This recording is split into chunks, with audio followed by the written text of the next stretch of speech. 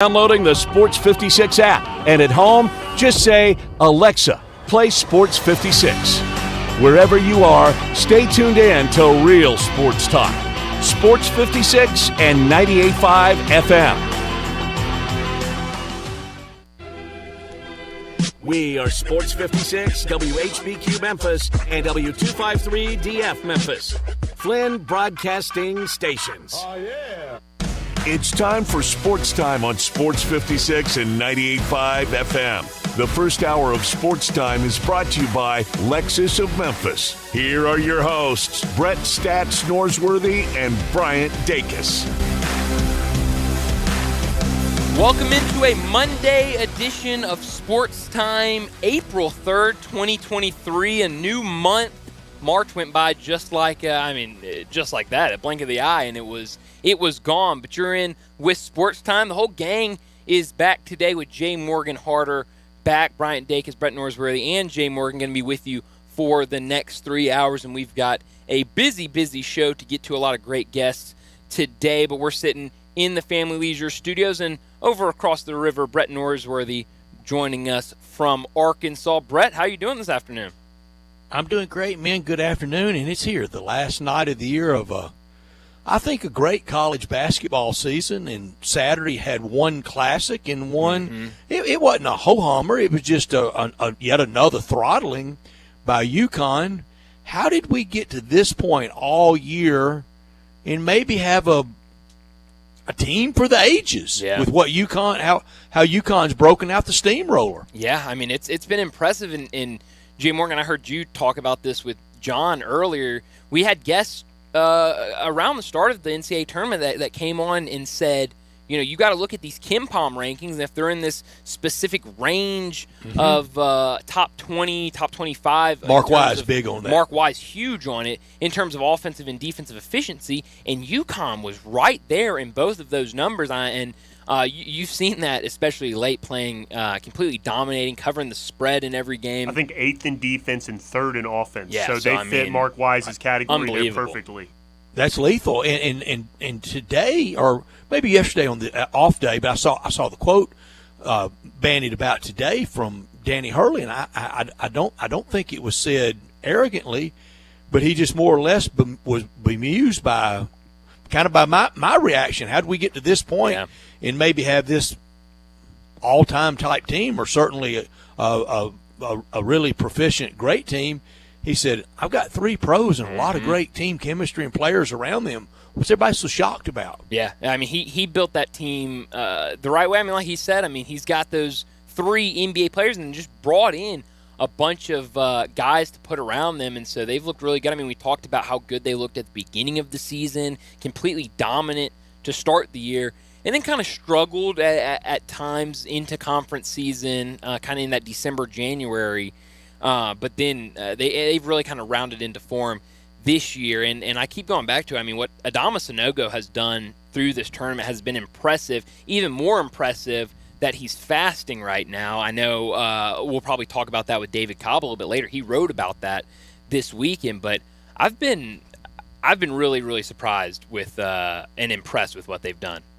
And surprised and impressed with what Adama Sanogo can do, kind of with elbow threes, or top of the key threes. I mean, if he can do that, it's more than lethal. So I all year I was very reluctant to buy into how big and how bad the SEC that it really was, and I think it played out well. Way back in November, UConn beat Alabama 15. Yep. Then in December, not that they were that big and that bad, but they beat Florida 21. That was with Castleton. Yeah. That was with Colin Castleton. And then in the tournament, we saw what they did to Arkansas by 23 that could have been 43. Yeah. I mean, like I said, you said it. We should have known going into it that UConn was going to be a major factor in this tournament. And now, last time I looked, I think 7.5-point favorites tonight. I think everyone thinks that they're going to kind of cruise tonight against San Diego State. But, I don't know. We should have known that it was coming. But then on the other side, San Diego State. I mean that buzzer beater at the end against Florida Atlantic. I think it's still an impressive what Florida Atlantic was able to do, even in the loss. And San Diego State is giants. They're huge. They're so big. What the second chance points in that game on six Saturday. Offensive rebounds on free throws down the stretch of the game. Crazy. And they were missing a lot of free throws, San Diego State. What can you do against those guys? They're behemoth-sized. I don't know what to say. Never had the ball with the lead in the second half. That's insane. Insane. I that was really worried. is. I was worried. I live bet them down 9, and then a little worried towards the end, and then thankfully. Boy, you had to row the boat to shore, didn't you? You were rowing feverishly. I sure was. And I saw today someone put on Twitter his shot map. The guy that made that shot for San Diego State. I'm blanking on his name right now. But, Colin Butler. Yeah, Butler. He had not made Lamont Butler. I'm sorry. Lamont Butler. He had not made a shot from that spot at all this season. He was, I think, 0 for 4 from that spot. Off the dribble to his left, pulls up and drains it. What a time to make his only shot from there the whole season. I mean, yeah, the biggest shot in San Diego State basketball history. And I want this at the text line. I want y'all's input. I want you guys to give me yours. 901-360-8255. Hit us up. Tell us this. Just fill in the blanks on these questions. San Diego State winning it all in basketball would be blank winning it all in football, in college football. What would be the equivalent of San Diego State winning it all in basketball to college football? And then this one, UConn with a win tonight, they become a blue blood. They get initiated. They're in the blue blood league after tonight if they win. And over basically 24, 25 years. The tournament 99 first title and this year, so that would be what? 24 tournaments, but we didn't have one in 1 year. So they get in pretty short order. Who could do that in college football? Who would be over 25 years? I tell you somebody that did it. I don't know who would be next to doing it. Maybe a lot of possibilities. But isn't that what the U did in football? Didn't they get in a really short amount of time and just kick the door in, and you have to take us whether you like us or not? That was my answer to the second one. That was the one that I found to be most like UConn because they had a monicum of success and then really, like you said, just kicked the door down and announced themselves. Yeah. It's a good one. So think about who would be the first thing that came to mind for in football, the equivalent of San Diego State? I would say maybe like Say the one you said earlier to me. I said Boise State earlier, kind of that a lot of kind of a lot of hype around them. So maybe Boise State. Fiesta Bowl champions. Yeah, Fiesta Bowl champions. I was thinking maybe like a UCF. That's a really good one. I think UCF would probably be pretty close to San Diego State. I'm stumped on the second one though. All right, there's a lot of possibilities out there, but here's mine for. If San Diego State winning it all tonight would be the blank winning it all in football. San Diego State. It's a good one. I mean, I think it's accurate. Both Aztecs? Yeah. Same school? Same school. San Diego State. That's good. In college football, it could be a lot of different teams, but somebody that's been decent, like a North Carolina, a North Carolina State. Yeah. If they did it in that short span of time. I'm stumped on the first one. That's so hard because it's so much more difficult for those teams in football seemingly to get to that point that I'm having a hard time finding a fringe. Stay. I'm having a hard time finding a fringe one that I believe. Like Bryant brought up two good ones, UCF and Boise State. Yeah. I guess Boise State has had staying power in that regard. Has UCF not as much really? Over the last couple of years. Well, I mean, UCF. I mean, they claim they won the national championship a couple of years ago, and people made them a trophy. Yes, I mean, they didn't like that though. They did not, but I don't know. San Diego State was a good answer by Brett because they have been one of those, And I had the head start on y'all knowing I was going to ask y'all the question. That's okay. You said rowed the boat earlier, made me think of Western Michigan. I guess he's at Minnesota now, but maybe Western Michigan, maybe you could even throw in there. They have some good players. Minnesota might be the UConn question in football. Could up be. there in the Big Ten, storied way back in their history. Yeah. But Miami did that. Miami did what UConn can accomplish tonight. Yeah, well, that's the first one. I mean, when you mentioned it before the show, that's Jay Morgan immediately said Miami.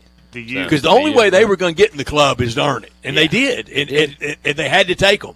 Now they got to bounce back because the basketball program's starting to get ahead of the football program. If John Ruiz can pay all that money to get the women's and men's basketball to that point, what can you do to the football program? Football's right around the corner, right? It's got to be. Pay up, John. That's right.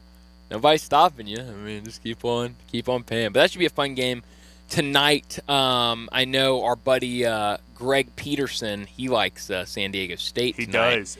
Plus the points, we should say, not to win the game. Not to win the game straight up, but he has them, I think, he has UConn minus 5.5, I think. So it should be a good game. And I mean, you talked about how big San Diego State is, so that could the only give team UConn that I think could match up with Alabama in that regard, and they did, which was the biggest team I had seen to that point in the season, other than San Diego State. Yeah. So, but like you said, UConn's well equipped to handle that.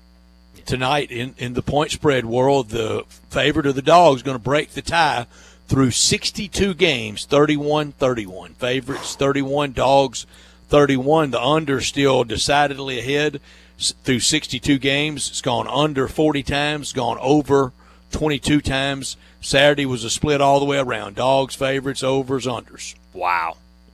What do you think about the over under tonight? You've been riding the under the whole time. 132.5, right? Yeah, is the number? that's the last time I saw it. Boy, it just feels like that. If San Diego State stays in the game, it has to go over. And even with a walloping, UConn could get up there enough that if San Diego State just scored anything, it would go over. I think I like UConn in the over. Ooh, that's interesting.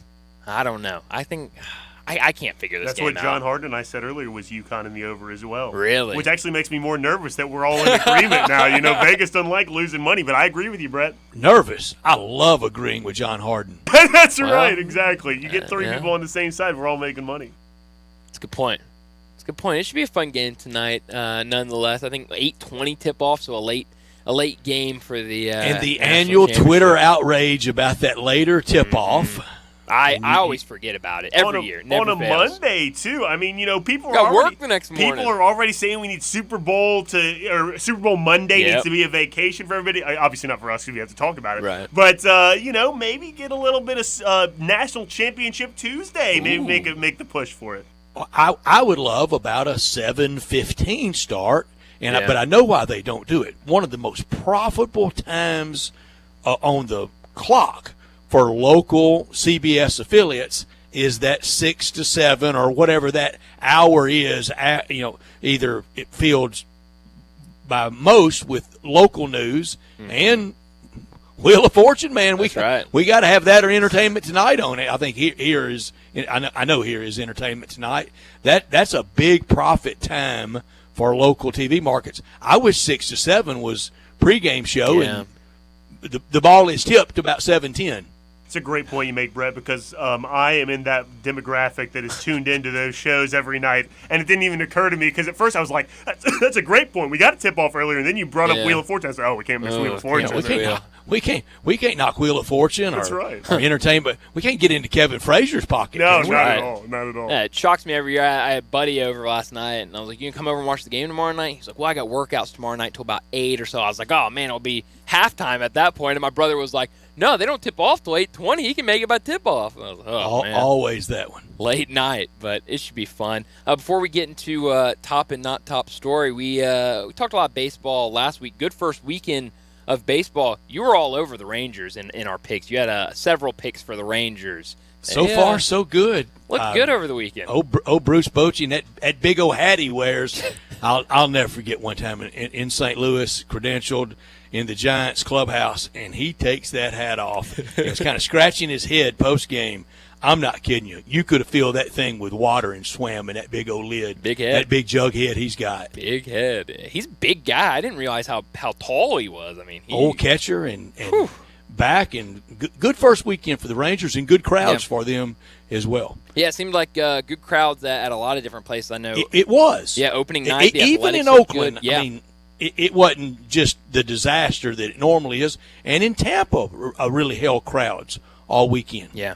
So that's definitely a good sign for those crowds. Hopefully they can continue. Obviously, a long season, but we shall see. But let me go ahead and set the show before we get into top and not top story of the day. 3:30, Dan Reardon from KMOX is going to join us to talk some golf. The Masters are this week, so we'll get into a lot of the storylines going into this weekend's tournament. At 3:45, we'll talk about the Grizzlies. They lost to the Bulls yesterday in an afternoon game in Chicago. We'll talk a little bit about that game and what's coming up for the Grizzlies as they have their last home game of the season tomorrow night.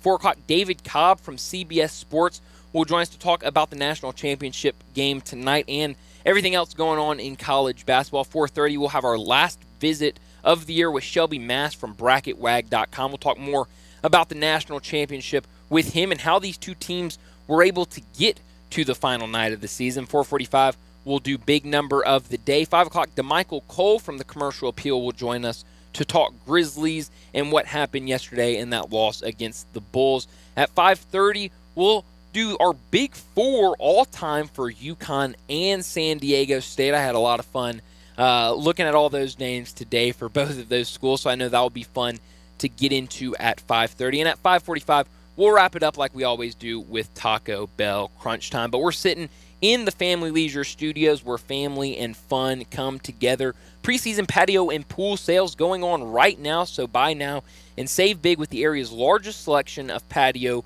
furniture. Pool season, it's just around the corner. Buy now and get ahead of that summertime rush with the early bird pricing. Free layaway and special financing are available, so be ready to enjoy your backyard as soon as spring hits. And mention this ad to get half off both delivery and installation only at Family Leisure, 2120 Witten Road, just north of I-40. This hour of our show brought to you every day by Lexus of Memphis, the one and only Lexus dealership in town at 2600 Ridgeway and online at lexusofmemphis.com. Call them at 901-334-9673. Great offers on all 2023 models and always special leasing options.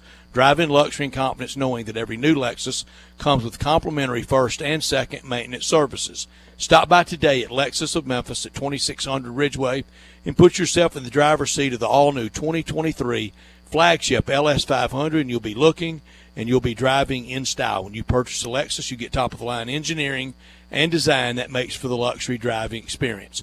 Online at lexusofmemphis.com. Experience amazing. Experience amazing at Lexus of Memphis. Top story of the day. Well, my top story of the day is the national championship game tonight. San Diego State versus UConn. UConn has been playing some of the best basketball I've seen them play all season over the last 3 games. They've been absolutely dominant. They've covered every point spread in the tournament. So I think a lot of people think that that's going to continue tonight against San Diego State, but it seems like a lot of things have been going right for San Diego State. Jay Morgan has talked a lot about how big they are. They've used their size and into their advantage, and even Saturday night when they got down big, down by I think 14 at one point, they were able to claw back in the last minutes and make that a game and set up for that final buzzer beater shot. So I think it's going to be a really fun game. I know a lot of people last week were talking about ratings. Forget ratings. They've been two really good Final Four games. I think this national championship could be very similar to both of those games and be another fun one. So it should be a lot of fun at CBS tonight around 8:20 tip-off. I'm with you on top story of the day. For me, it's college basketball. A season that began 21 Mondays ago will conclude tonight with one shining moment for the champ. It will conclude with confetti falling at NRG Stadium. Will it be San Diego State off the Lamont Butler shot in the semis over FAU that propelled the Aztecs to being a win away? Would this be the most random national champion in college basketball since Loyola in 1963? Or will it be under 3 different coaches, 5 titles for UConn? And that should be enough to have the dues paid and for them to be in the all-time club, in the Blue Bloods. What I want most out of tonight, just entertainment. College basketball has been great all year. The tournament's been great. This has not been your textbook names in the tournament, especially toward the end, but it's still been fun. It's still been riveting. Just entertain me. Not top story of the day. Well, my not top story of the day is the successful week of Major League Baseball this weekend. It was a lot of fun, and I think a lot of things went right for the game. Jeff Passan tweeted earlier today some of the early numbers after the first weekend of games. In 2023, we've had 50 games over the weekend. 2022, only 49. But the game times in 2023, 2 hours and 38 minutes. 2022, 3 hours and 9 minutes were the average game times. Batting, all the statistics are about the same. Stolen bases are up with a success rate of 83.3%. And the pitch clock violations, I think this is probably the biggest one. Only 40 pitch clock violations through the first weekend. That's 0.8 per game. So I think a sub-1 violation per game is great to see. I know that was a big question mark of how that's going to affect it. I know some pitchers are still kind of struggling with it. Marcus Stroman, after his outing, said he felt super rushed, but still threw 6 scoreless innings. I'll be honest. Avaseo Garcia struck out twice over the weekend on pitch clock violations. What an idiot. Oh, man. But honestly, I mean, I didn't notice it much. I watched a lot of baseball this weekend, and I did too. I didn't really notice it that much throughout the games. So I thought it was a very successful, with all the eyes on baseball, to see kind of how this first weekend worked out with all the new rules. I thought it was a success. Did the bases look any different to y'all, just naked eye watching games? Did you go, oh, look, a pizza box? No. I forgot the bases were bigger until you just said it. And we have. Now, here's what we're going to have, though. Everybody's going to be trying to steal, and the throws over are limited now, and you can really gauge a guy. Here's what we're going to have from it. More guys are going to steal, and just about everybody slides head first when we start having broken pinkies and broken thumbs and jammed wrists and got guys going on the DL. Wonder if these teams would say, hey, you just get on base and we'll knock you in kind of last year, a few years ago style, instead of kind of playing get them on, get them over, get them in. How about Corbin Carroll? Did you see what he did yesterday? Swiped second and then immediately swiped third right after? Whew, kicked and run. My Rookie of the Year pick. Yeah, it was. That was a good pick. In the National League. But there's clocks everywhere. Oh, yeah. It's like going in a house of mirrors. It's like a Wild Wild West edition with walking into a house of clocks. There's a clock everywhere you look at now in baseball. Who do y'all think it threw off the most since opening day, pitcher or batter? I'd say pitcher. I'm going to say even. It had flaherty all out of whack yesterday. Oh, dude, what doesn't though nowadays? I was going to say even because Brian brought up one example of a pitcher. I saw one example of a hitter, so I think it probably goes both ways. I thought it was pretty much a push out there too, and everybody will have to adjust. My not top story: Grizzlies win at FedEx Forum on Friday night versus the Clippers, and then blow a big lead yesterday afternoon in Chicago, while the Kings lost in overtime. What a break the Grizzlies got yesterday against for the Kings to lose to the awful Spurs. The Grizzlies outscored by 38 in the second half to a team going nowhere in the postseason. And now that game they just gave away last Wednesday night, it appears to be even loom larger and larger. And now Denver's comeback yesterday, I think that is fine. What's this, about the third or fourth time we've said it's finally it for the one? Yeah. Say it a lot. I think it's finally it for the one with Denver coming back over Golden State yesterday. But that game last Wednesday night, I go back to it now. Grizzlies' magic number for the 2 seed down to 3. Feels like a gimme tomorrow night against Portland, but what Portland did, that might merit an investigation. To be that big a road dog and win straight up when they gave up 2 weeks ago. That, and I saw somebody post they had money lines for that game and San Antonio last night, and both, I mean, insane underdogs, big numbers. But yeah, it's what did that pay? Oh man, unbelievable. I didn't even see what it paid, but both were incredible underdogs, and he had both of them on the money line. Insane. But those were big. Oh yeah. Brett Norsworthy here for FanDuel. The final game of college basketball of the NCAA tournament is tonight. It's here, and there's no better place to get in on the action than at FanDuel, America's #1 sports book, because right now FanDuel giving new customers a no-sweat first bet up to $1,000. That's up to $1,000 back in bonus bets if your first bet doesn't win. Just go to FanDuel.com, put in Sports56, Promo code, very important, Sports56. Sign up right now to claim your no-sweat first bet. Then you can wager on everything from the money line to point spreads to which team will be cutting down the net. I like the over tonight, the over around 132 or so, all on an app that's safe, secure, and super easy to use. So don't miss your shot at a no-sweat first bet up to $1,000 when you join FanDuel. Go to FanDuel.com, put in promo code SPORTS56, and you're set. Make every moment more fun with FanDuel. Must be 21 or older and present in Tennessee. First online real money wager only. $10 deposit required. Refund issued as non-withdrawable bonus bets expire in 14 days. Restrictions do apply. See full terms at FanDuel.com/sportsbook. Gambling problem? Call the Tennessee Red Line at 1-800-889-9789. Let's go ahead and get to a break. When we come back, Dan Reardon from KMOX will join us to talk about the Masters this weekend. That's next on Sports Time. Join the voice of the Tigers, Dave Woloshin, for Wolo and Friends. Weekday mornings from 10 to 11 here on Sports 56 and 98.5 FM.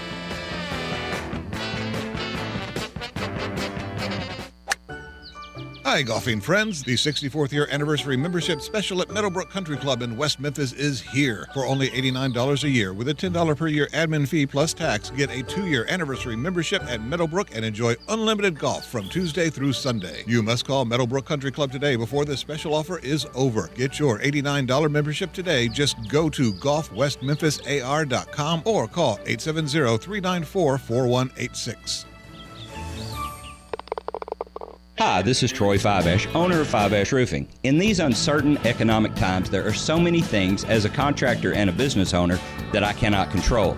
The rising cost of materials, not to mention fuel and transportation costs. In the last 2 years, shingle prices have almost doubled and commercial materials have doubled. And I don't have to tell you what fuel costs these days. But you know what I can control? How much markup I put on a project. I have always prided myself in knowing I never gouge a customer. But in an effort to ensure my crews have work and my customers are being treated fairly, I have lowered my profit margin, hoping to give you a price you can live with and keeping my crews busy. So if you need a roof or gutters, please give us a call. Fiveash Roofing, fair, honest, and ethical. Fiveash Roofing, a proud sponsor of Tiger Athletics and a member of the Tigers home team. 367-0050 or memphisroofer.com. 367-0050 or memphisroofer.com. Fiveash Roofing, it's what we do. We're here for you. Are you working way too hard for way too little? There's never been a better time to consider a career in IT. You could enjoy a recession-resistant career in a rewarding field with plenty of growth opportunities and often flexible work environments. Go to My Computer Career and take the free career evaluation. You could start your new career in months, not years. Take classes online or on campus, and financial aid is available to qualified students, including the GI Bill. Now is the time. mycomputercareer.edu. The Showboats are back in Memphis. We can't wait to have you for the USFL. Let's go. Ticket prices start at just $10 for their long-awaited homecoming season. Way to the house. April 15th starts a new era of pro football at the Liberty Bowl when the Showboats seek to reclaim their USFL legacy. Bring the whole family and don't miss the Showboats' historic return. It's a touchdown. Buy your tickets today at theusfl.com. Jason Bottom's Led Zeppelin Evening. Live.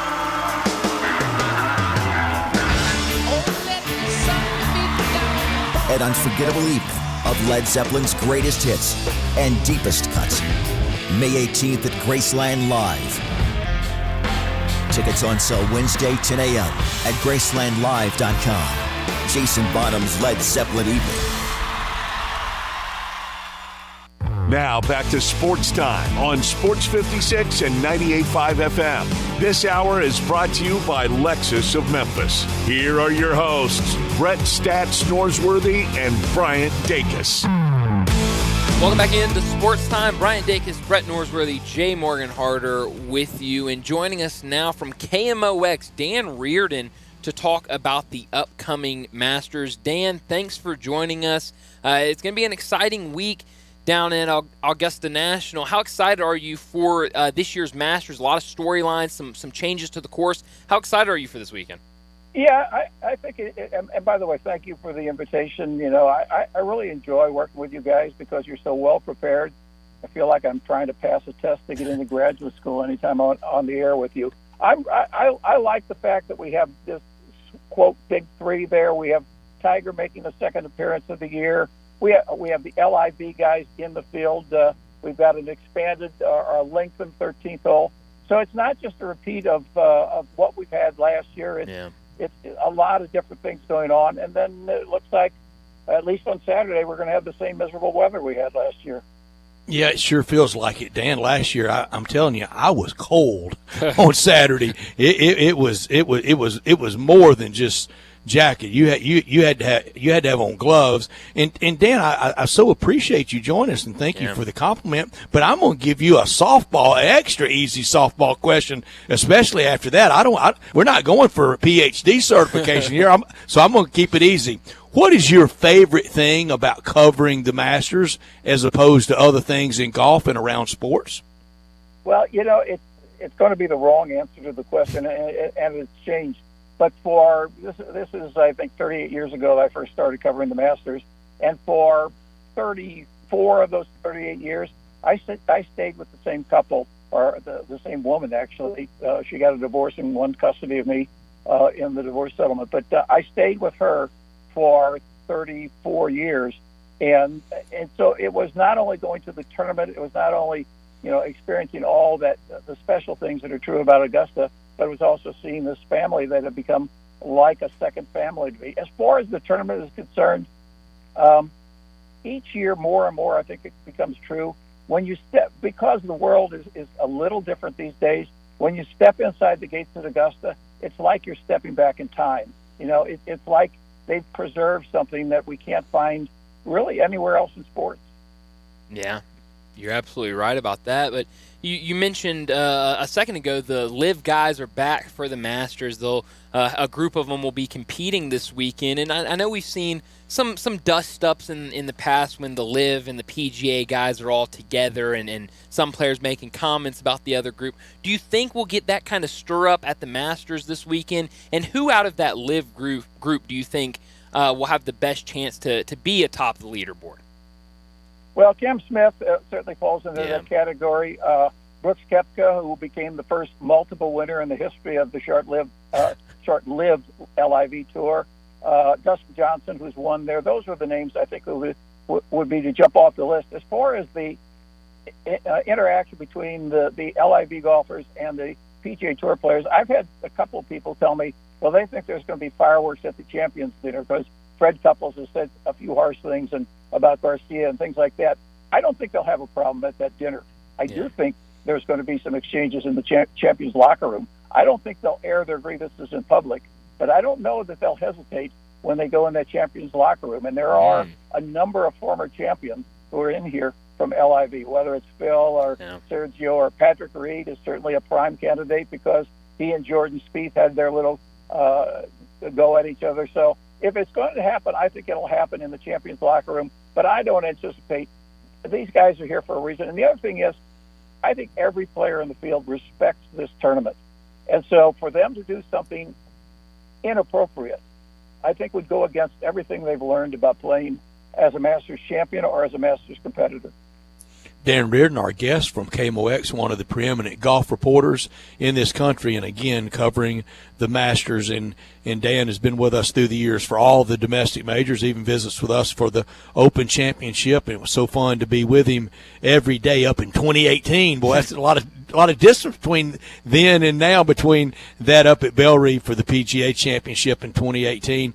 He's with us, and you're right. There's not going to be a food fight tomorrow night at that Champions Dinner, because that Champions Dinner, that's Scotty Scheffler's night. That's not a night to air any dirty laundry. And I love the line that Scotty said that when he was asked about if he anticipated any problems, he said, I think we'll put a table in the corner for Bubba to sit at. I thought that captures it pretty well. Yeah, and Bubba said that's fine with him, just as long as he's there, and he's earned his way there twice. Dan, there are some stories And we know it dates back to a few years ago involving his sons, but it feels like it's almost gotten really ugly between Gary Player and the membership at Augusta National. I'm so sorry that he feels slighted and maybe not appreciated. I don't know what else they could do. I think I know what he wants, but it's gotten a little bit ugly between Gary Player and Augusta National. And I agree with you. I think it's very disappointing. And I will be surprised, on Friday after they play the ceremonial tee shots, he and Jack and Tom Watson will sit down and they'll be in for like 40 or 45 minutes. And as much as I've been around Player over the years, I will think that he will try to do some fence mending. I think there's been enough negative information out there. I don't think Gary likes that to be on his reputation. And honestly, I think this is a little bit of age showing on his part. But I will be surprised if we don't hear a little bit of a step back on Thursday morning, particularly when you consider that sitting next to him on that stage will be Jack Nicklaus and Tom Watson, and both of them have ultimate respect for the event. The only reason Player has a problem is because no player has special access to Augusta National without a member, except for the ones who have been made members. And Jack Nicklaus and Arnold Palmer were members, so they can play there on their own. But nobody else has any special access. So they're asking Gary to play by the same rules that they ask everybody else to play by. Am I correct in this, Dan, that years ago, and maybe even 50 years ago, that the ceremonial starters would play about 9 holes, that it would not just be that opening tee shot? Oh, it's more recent than that. In fact, I don't remember who the golfer was, but you know that the former champions get paid to show up, and it's a substantial paycheck. It's $15,000, $20,000 to be in the field. There was a former champion from the early 70s, one of the one-time winners, who played in the tournament, went out and played 9 holes, and he got his appearance fee. But what the scandal that was involved was Titleist paid him a bonus to play go out and actually play, because they wanted to add his ball to the number of balls being played by Titleist in the Masters. And when the club found out about it, he was pretty much done as a former champion playing in that. But no, it's more recent. I've been doing this, as I said, for a little over 30 years, and I would say it's only been the last 20 years that some of those former champions didn't go out and play at least 9 holes. Wow. Dan, you mentioned Scotty Scheffler earlier. He's going to attempt to win back-to-back this year. He's been playing really good golf lately. I mean, what do you think is the chances that he could go back-to-back at the Masters? From a playing standpoint, there's no question that he has as good an opportunity as anybody, and he comes in really good form. Even though he lost in the match play, he played extremely well over the course of that series. The only thing that I would say is, I believe I'm correct, the last back-to-back winner was Tiger, and that goes back into the early 2000s. Yeah. So there's something about trying to be a current champion and doing it the second year. There's a certain kind of pressure that attaches to that, or whatever it might be. But in terms of his playing ability and where his form is, he's absolutely going to be in that list of people you want to watch to see that there might be the one to win this championship.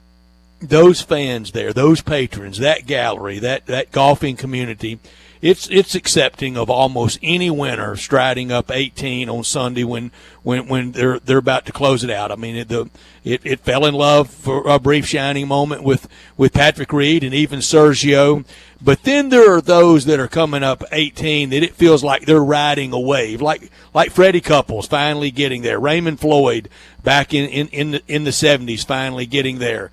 Doesn't it feel like that's what it would be like for Rory on Sunday if he was in contention on 14 or 15, that he could ride that tidal wave up 18? And I would be one of those guys out on 18 fighting tears in my eyes. Me too. I'll tell you this about Rory. Last year on Sunday, after he played his way up the leaderboard and briefly had a chance, he thought, to maybe win the championship, I sat through his interview, and he was in there for a good 40, 45 minutes. And I've been around Rory for every one of his American majors, and I have never been around Rory when he was as positive, as enthused, as convinced that he had slain his demons at Augusta. He plays well all the time at Augusta, except he always has a bad round. And so he goes into this championship, 1, on form, just like Scotty Scheffler, coming off a good week at the match play, but 2, I think that his confidence level coming off of last year is higher than it will ever be for him in this championship going back.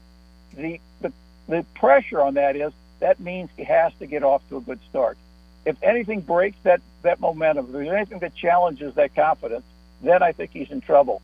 But, he's not only going for a career slam for him, he's going for a slam for the country of Ireland. He completes the cycle for Ireland, of course, on his own ball, but they're looking to have a major champion in all the four things. So there's a lot of pressure on him, just as there are pressure on Jordan Spieth, who hasn't won in a while, and a number of players. But and I will say, when you talk about the galleries, when I went out in '86, I went out to 18 not because I thought Jack was going to win the tournament. I went out to see the galleries, and as he came up 18, literally people were in tears. They were enthused about the chance that he could win, but they wanted to be there as Jack sort of returned to prominence at the Masters. Talking to Dan Reardon from KMOX about the upcoming Masters and golf. Dan, I know back in February, Netflix launched their all-access PGA series, Full Swing. It seems like there's been kind of more of a push for more access on the golf course to these players, mic'd up guys during rounds, some pushing for mic'd up segments while guys are on driving ranges. Do you think we'll see in the future kind of more mic'd up segments, more access to a lot of these guys throughout rounds? I would say on tour, yes. I would say at the Masters, I will be surprised. Right. But I was surprised, a year ago, that Bryson DeChambeau got together with the guys and did the sort of novelty kind of golf performance. So there's no question the club wants to be younger in their appeal to the Masters patrons, to the people who follow the championship. So when I say no, I don't think so, it's because there are certain traditions that they are disinclined to break. This is the only event, I believe, in professional golf that you're not allowed as a spectator to have a cell phone on the property. So if that's their attitude, I don't see that changing with the players. They don't do electronic scoreboards through most of the golf course at Augusta. They tend to go with the old-fashioned thing. So maybe it'll happen, but I'm skeptical that will be the case. We just set a record. We're at 12:39 and counting with you, Dan Reardon. Before I mentioned Tiger Woods, 47-year-old Tiger Woods. He got there yesterday. Played 9 yesterday, 9 today. Can he be any factor? From a talent standpoint, there's no question. The Tiger proved at L.A. that his ability to swing the club and putt and do all the things that a golfer has to do are way further along than they were at this time last year. We don't know how well he can handle the terrain out there. This is the hilliest golf course on the PGA Tour. The closest, I think, would be probably at Charlotte. And so we won't know after a couple of days. And it does him no favors if it's cold on Saturday and he has made the cut, because it's not just the ankle in that situation. It's the back as well that he can't handle in cold weather. But in terms of his ability, I coach a high school golf team, and I just sent them a quote from 2019 that Tiger said about his back nine at the Masters. And he said, and he didn't play a brilliant back nine, but he said, I knew where I could miss the greens. I knew where I could miss shots. And so mentally, right now, Tiger's better than any player in the field mentally. I question that you can go, although he's Superman, I question you can go 2 or 3 months without playing in competition and then tee it up at the Masters and be sharp enough to win the championship. But if anybody can do it, Tiger could do it. Dan, thanks for joining us. A lot of fun talking golf with you as always. Enjoy this weekend at the Masters, and let's do this again soon. Enjoyed it, guys. You're great. Thanks you very much, Dan Reardon. You're great. Dan Reardon, the great golf reporter from KMOX in St. Louis, in Augusta once again, and he covers the domestic majors just as well as any golf reporter in the world. Tiger and winning it, and we mentioned the wave of emotion through those years, and Dan mentioned '86.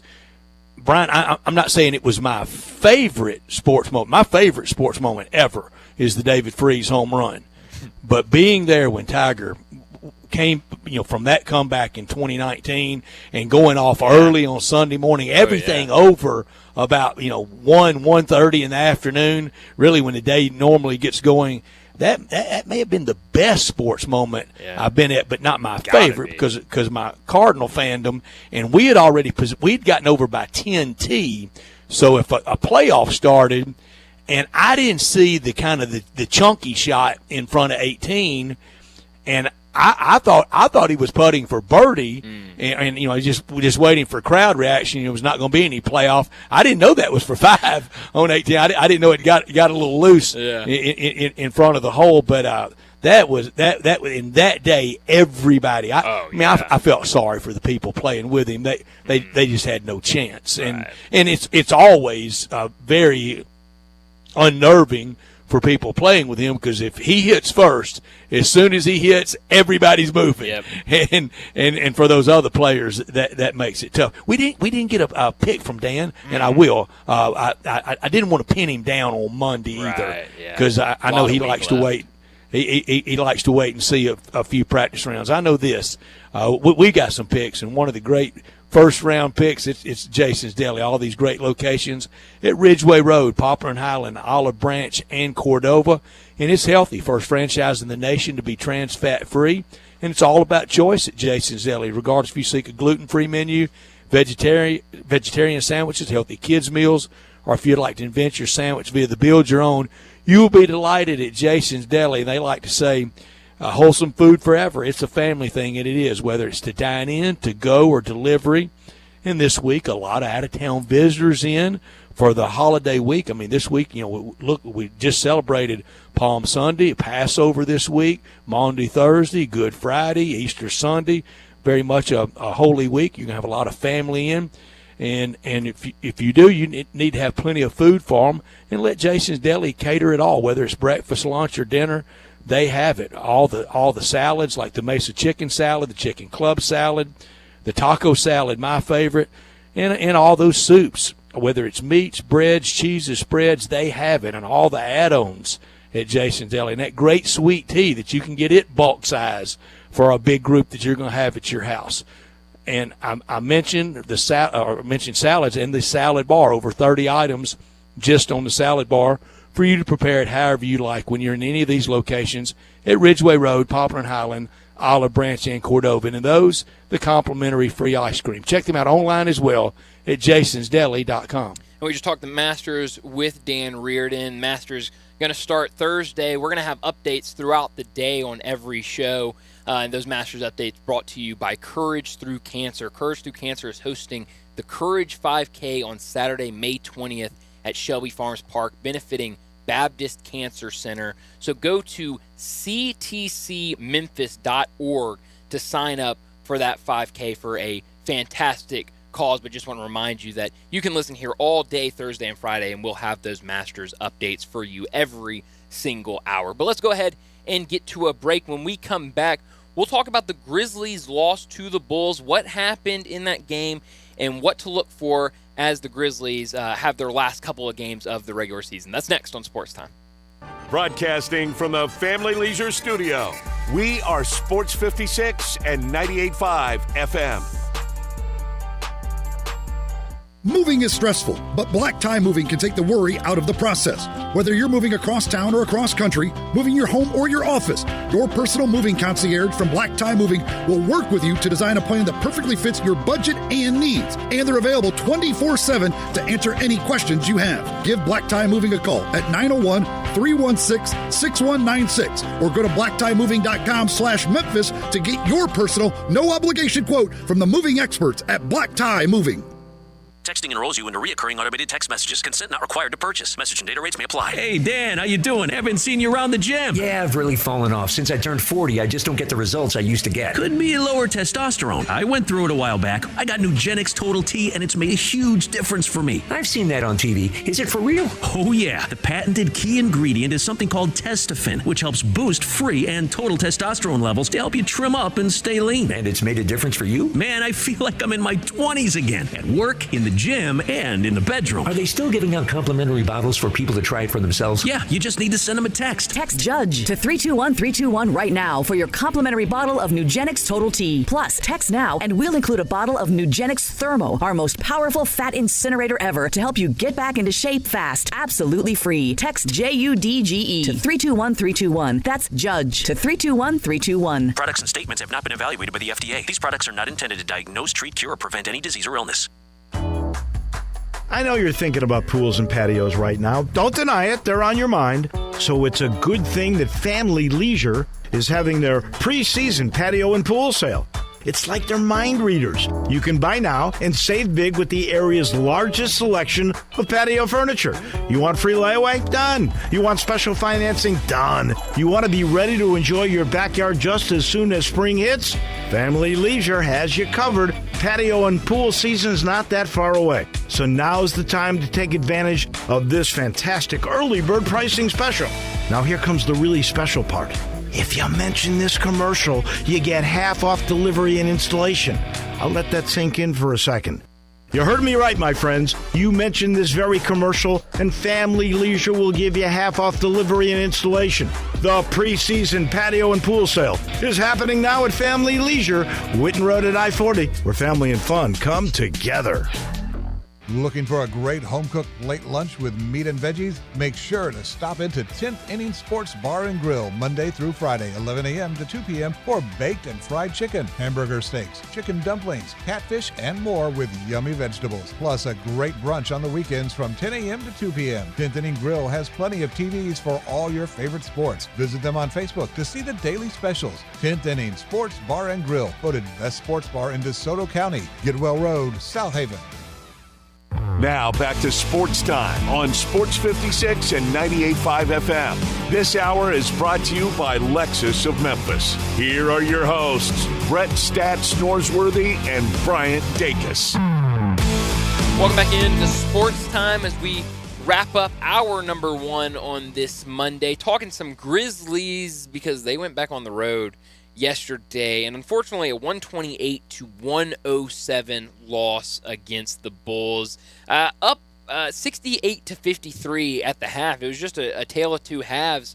Brett, what was kind of the biggest thing that the biggest concern you took away from that game yesterday? I don't know if any big overarching concerns other than that lead and how it's been on the road. And look, unless the Grizzlies somehow, with just a cataclysmic collapse by the Nuggets, the Grizzlies are just simple math all the way to the NBA Finals. They're not going to be able to play every game at FedEx Forum. You're going to have to go out on the road at some time, but they're not alone with road woes.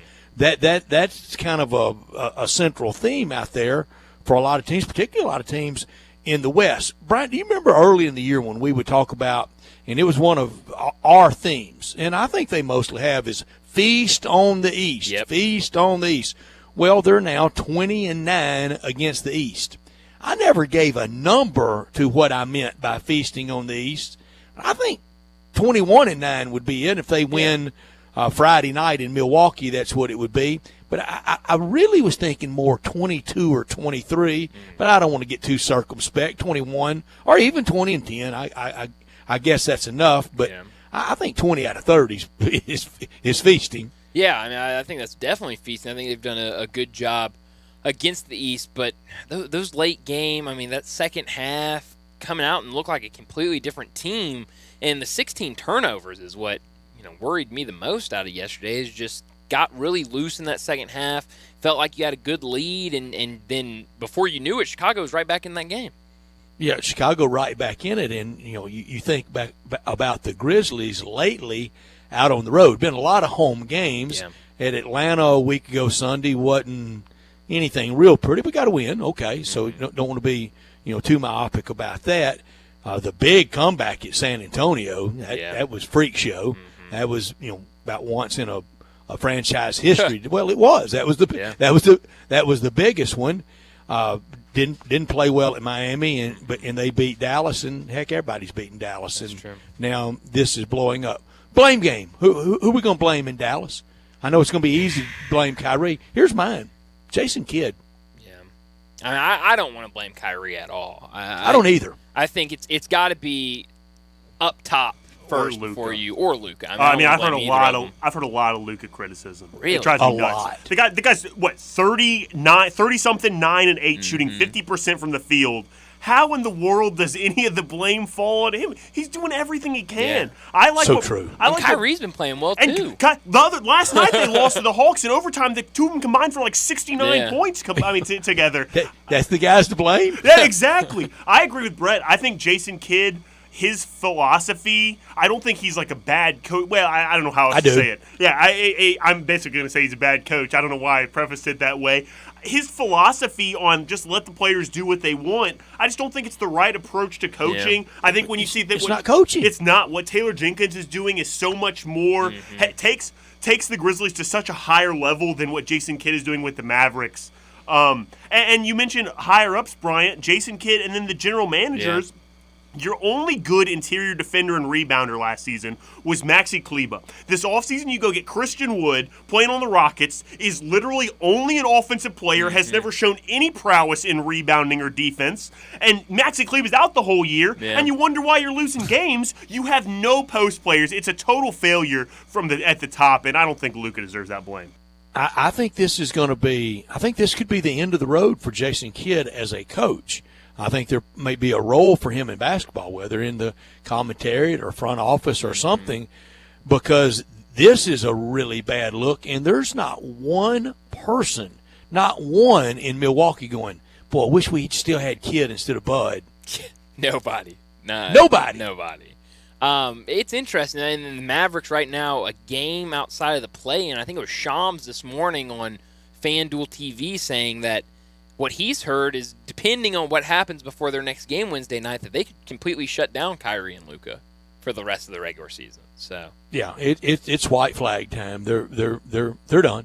Yeah, it's interesting though. I mean, you go out, you make that move to get Kyrie in, and then you're gonna completely shut them down the last 3 games. Like you guys said, those two guys have done all they can do. Luka and Kyrie have. It's a shame, but you never know what could happen. I mean, we could wake up Wednesday morning and they could be right back in there at the 8 or 9 seed. I mean, that's just how close everybody in the play-in is. I think that they said this morning the Mavs certainly, there's one scenario they can go 2-1, but basically they have to go 3-0, and other teams also have to lose along the way. It's pretty much done for them. Yeah, so kind of a rough end to the season for the Dallas Mavericks, that's for sure. But let's go ahead and get to our break, wrap up this hour. When we come back to start the 4 o'clock hour, David Cobb from CBS Sports. He'll join us to talk about college basketball and the national championship game tonight. That's next on Sports Time.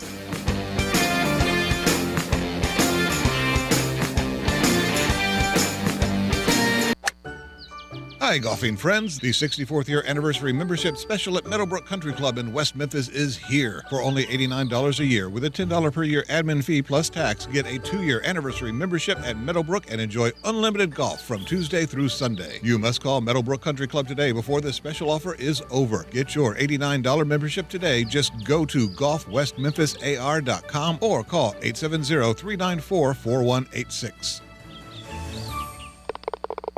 Chris Price, it's so good to see you. And you have a new business? Yes, Dave. MetroBuildersMemphis.com. Have you noticed water stains on your ceiling? With storm season here, take a walk around your home or business and look up. Make sure there are no water stains signaling a leak prior to the heavy storms coming in. If you do see signs of water, call me. My team and I will come out, diagnose the problem, and prescribe a fix. Our team of Hague-certified inspectors are waiting to assist with any inspection or repairs you may need. We have 3 crews dedicated to repairing roofs in the Mid-South. As certified Owens Corning and Mule High dealers, we offer 20-year, no-dollar limit labor and material warranties that offer hassle-free ownership. That's our hassle-free ownership guarantee. Allow Metro Builders team of professionals to assist you in maintaining your property's integrity and value. MetroBuildersMemphis.com. Your local commercial roof experts. Ask about our commercial roof maintenance agreements. Protect your investment with MetroBuildersMemphis.com. Call me. 901-375-1717. That's 901-375-1717. 375-1717. This is Sheldon Rosengarten with Marks Bensdorf Realtors, and the market is starting to crank back up. While we had a slowdown late last year, the rates are coming down and I'm seeing multiple offers again. And if you want to participate in 2023, think of me. Do not list your home without talking to 2 to 3 real estate brokers, and make sure that Kelly Erb and I are one of them. I've had people say that I must feel confident to tell people that, and yes, I do. We have a highly successful strategic marketing program that can make the difference in how much you make and when. Find out why people often say that when you want the job done, call Shell Done at 483-0546 or memphisrelocate.com. Or you can also call my marketing partner, Kelly Erb, at 355-3830. Call me, Kelly Erb, at 355-3830 or Shell Done at memphisrelocate.com or 483-0546. Remember, call me, Kelly Erb, at 355-3830. Have you ever wondered what's inside your air ducts? Hi, this is Lauren Choate with Choate's Air Conditioning, Heating, and Plumbing. If you are one of many who suffers from bad allergies, especially in the Mid-South, and would like to improve the indoor air quality of your home, then Choate's Air Duct Cleaning could be a solution for you and your family. Air duct cleaning has been proven to help people with allergies and other respiratory issues by removing buildup of debris from your home's air supply. Air duct cleaning will also help eliminate dust from building up in your house, therefore, you don't have to dust as much either.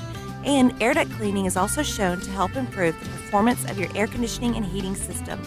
Choates is the name you can trust for all your indoor air quality needs.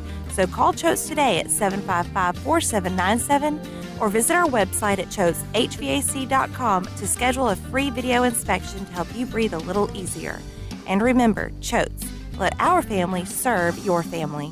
Did you know nearly 40% of men under 40 and over 75% of men over the age of 40 experience sexual performance concerns? At the Memphis Men's Clinic, their experienced physician performs a comprehensive evaluation that determines which specific issues may interfere with your sexual performance. These issues can vary and range from anxiety to medical issues, low testosterone, or erectile dysfunction. The Memphis Men's Clinic has evaluated hundreds of men of all ages over the years and reestablished a normal sexual life. The Memphis Men's Clinic will work aggressively to resolve issues and allow you to restore your sexual health and overall well-being. That's the Memphis way. If you're 20 years old or 90 years old, come and get cared for the Memphis way. Treatment that's based on your specific needs after a professional clinical evaluation by their experienced board-certified physician. Call the Memphis Men's Clinic today at 901-443-0475 or visit memphismensclinic.com. We are Sports 56, WHBQ Memphis, and W253DF Memphis, Flynn Broadcasting Stations. Now back to Sports Time on Sports 56 and 98.5 FM. Here once again are Brett Norsworthy and Bryant Dacus.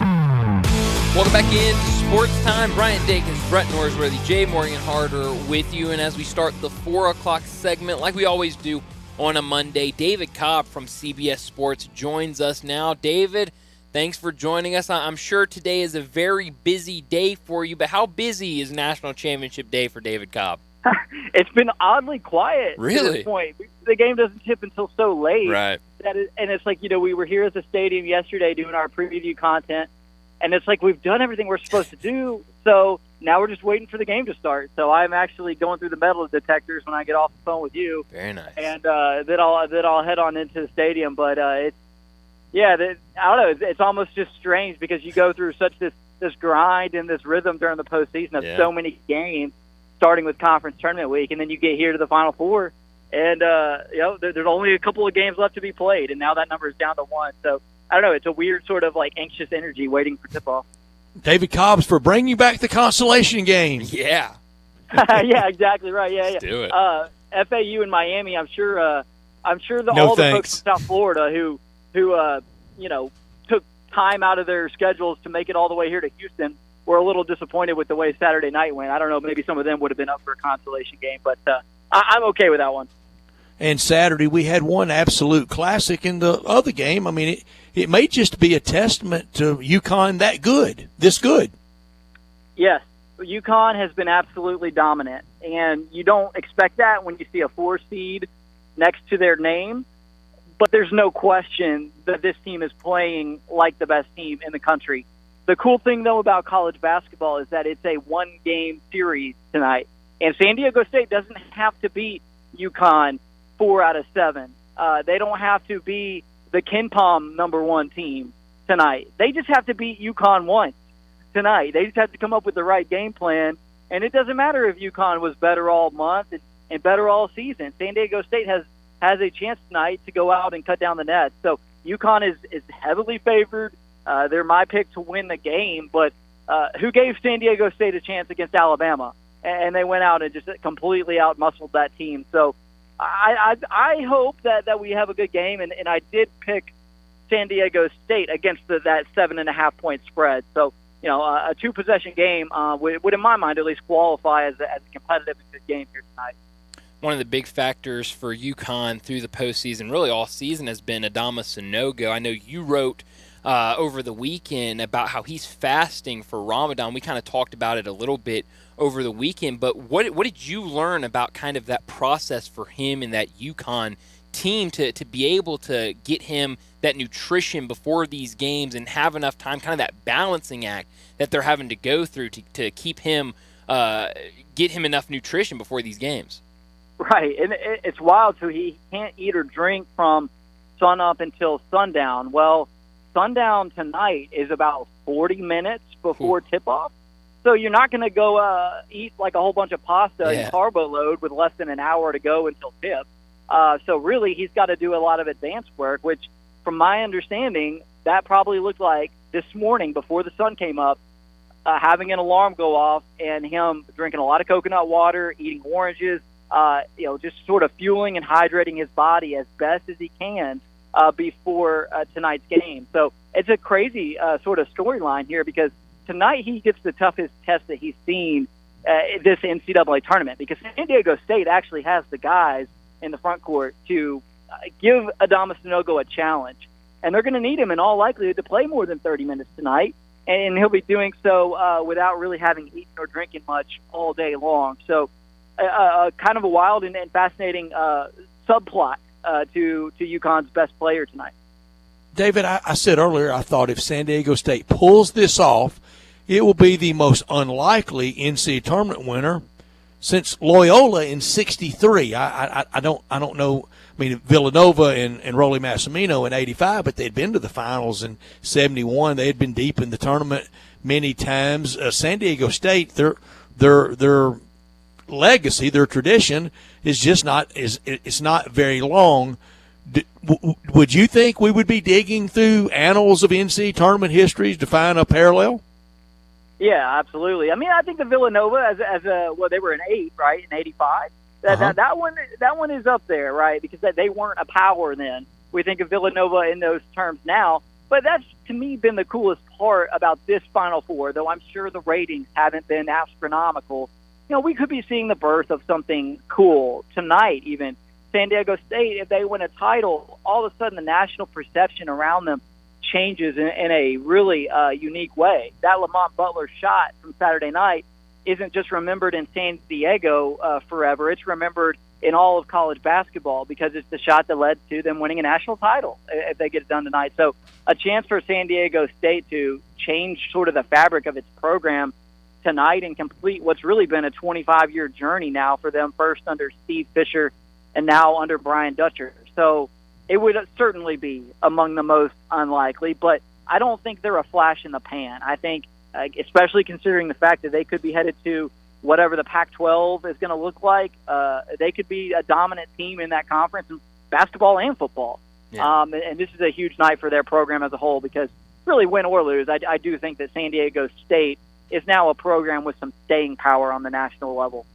When we saw that buzzer beater against Florida Atlantic and a great run by the Owls, and I think 3-4 years ago, talking about this Florida Atlantic team after them getting knocked out in the Final Four, the conversation would be, how young this team is. They could run it back next year and be a dominant team next year. But now with the transfer portal, anything goes. All of these guys could be at a different school next year. What do you think the likelihood is that Dusty May can retain a handful of those starters from this team? And if he does lose a lot of them, with what he's done this year, how big does that make Dusty May in the transfer portal as kind of a spot for some of these guys to go to? Well, that's a good point because they very well could lose a guy or two. Now the buzz is that they're going to keep most of it together, which is impressive, and that's due in large part to the fact that they've been able to pull together some NIL resources here, capitalizing on the momentum of the run that they've made and tapping into those resources. I mean, there's a lot of money in Boca, right? Like, I don't know how much of that money has been interested in FAU athletics prior to the last couple of weeks, but they've been able to capitalize on that, and I think it's going to help them keep most of this roster together. Then the question now in my mind becomes, what does FAU do next season? So this year we saw an 8 seed in North Carolina that it was coming off of a Final Four run that everybody put at number 1 in the preseason polls, and they didn't even make the NCAA tournament. Now you think about FAU moving to a new league and having all these expectations now, and probably going to have a hard time getting folks to play them in the non-conference. I don't know. It's just going to be interesting because I think there's going to be a ton of expectations now on Florida Atlantic as a program, and I just don't think there's anything guaranteed in terms of them replicating that in a significant way. In my mind, I would even see this program getting back to the NCAA tournament next year, and that's it. Like, that would be, to me, a tremendous success for Dusty May and that program. It would be, David. David Cobb, our guest from CBS Sports, and in the gut-wrenching losses, those that make you stay up all night and cry your eyes out, they had one because they had that game most of the day up as much as 14 and then lose on that buzzer beater to Lamont Butler, and that shot will go down in NCAA tournament lore. All right, does that end it then for the teams that FAU dispatched along the way, like from Memphis, even maybe FDU to end that dream they had? Tennessee, Kansas State. Can everybody get back to their lives and quit dreaming it could have been us? Yeah, it's a good point, but I think you got to think about teams like Alabama here tonight saying this should be us. If we'd been a little tougher, a little more ready for San Diego State's physicality, this could have been us here tonight. You think about Creighton. We talked about that call last week. The final seconds there where the controversial foul call on Ryan Nimhard. If that call goes the other way, maybe we're seeing Creighton in this game tonight. So there are still, I think, a couple of teams around the country who are bothered perhaps by the matchup we're seeing tonight. But you know what?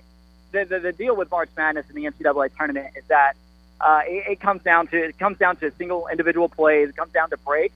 It comes down to unfavorable calls, as y'all know certainly very well in Memphis. So that's just the way the cookie crumbles in a single elimination tournament. And tonight's about these two teams who have made it to this stage and earned their way to this platform. Talking to David Cobb from CBS Sports. David, I know we've got the national championship game tonight, but a lot of other news going on around college basketball in the offseason, transfer portal, coaches changes, all of that. The biggest one over the last week since we talked to you last, Hunter Dickinson entering the transfer portal after a couple of years at Michigan. What did you make of that decision by him, and where do you think could be a landing spot for him? Yeah, interesting. Maryland picking up some buzz as a potential landing spot, which is crazy because Hunter Dickinson has been jawing at Maryland, when they've played each other over the last 3 years, and there's been some pretty open hostility there. Of course, though, a lot of that was when they were coached by Mark Turgeon.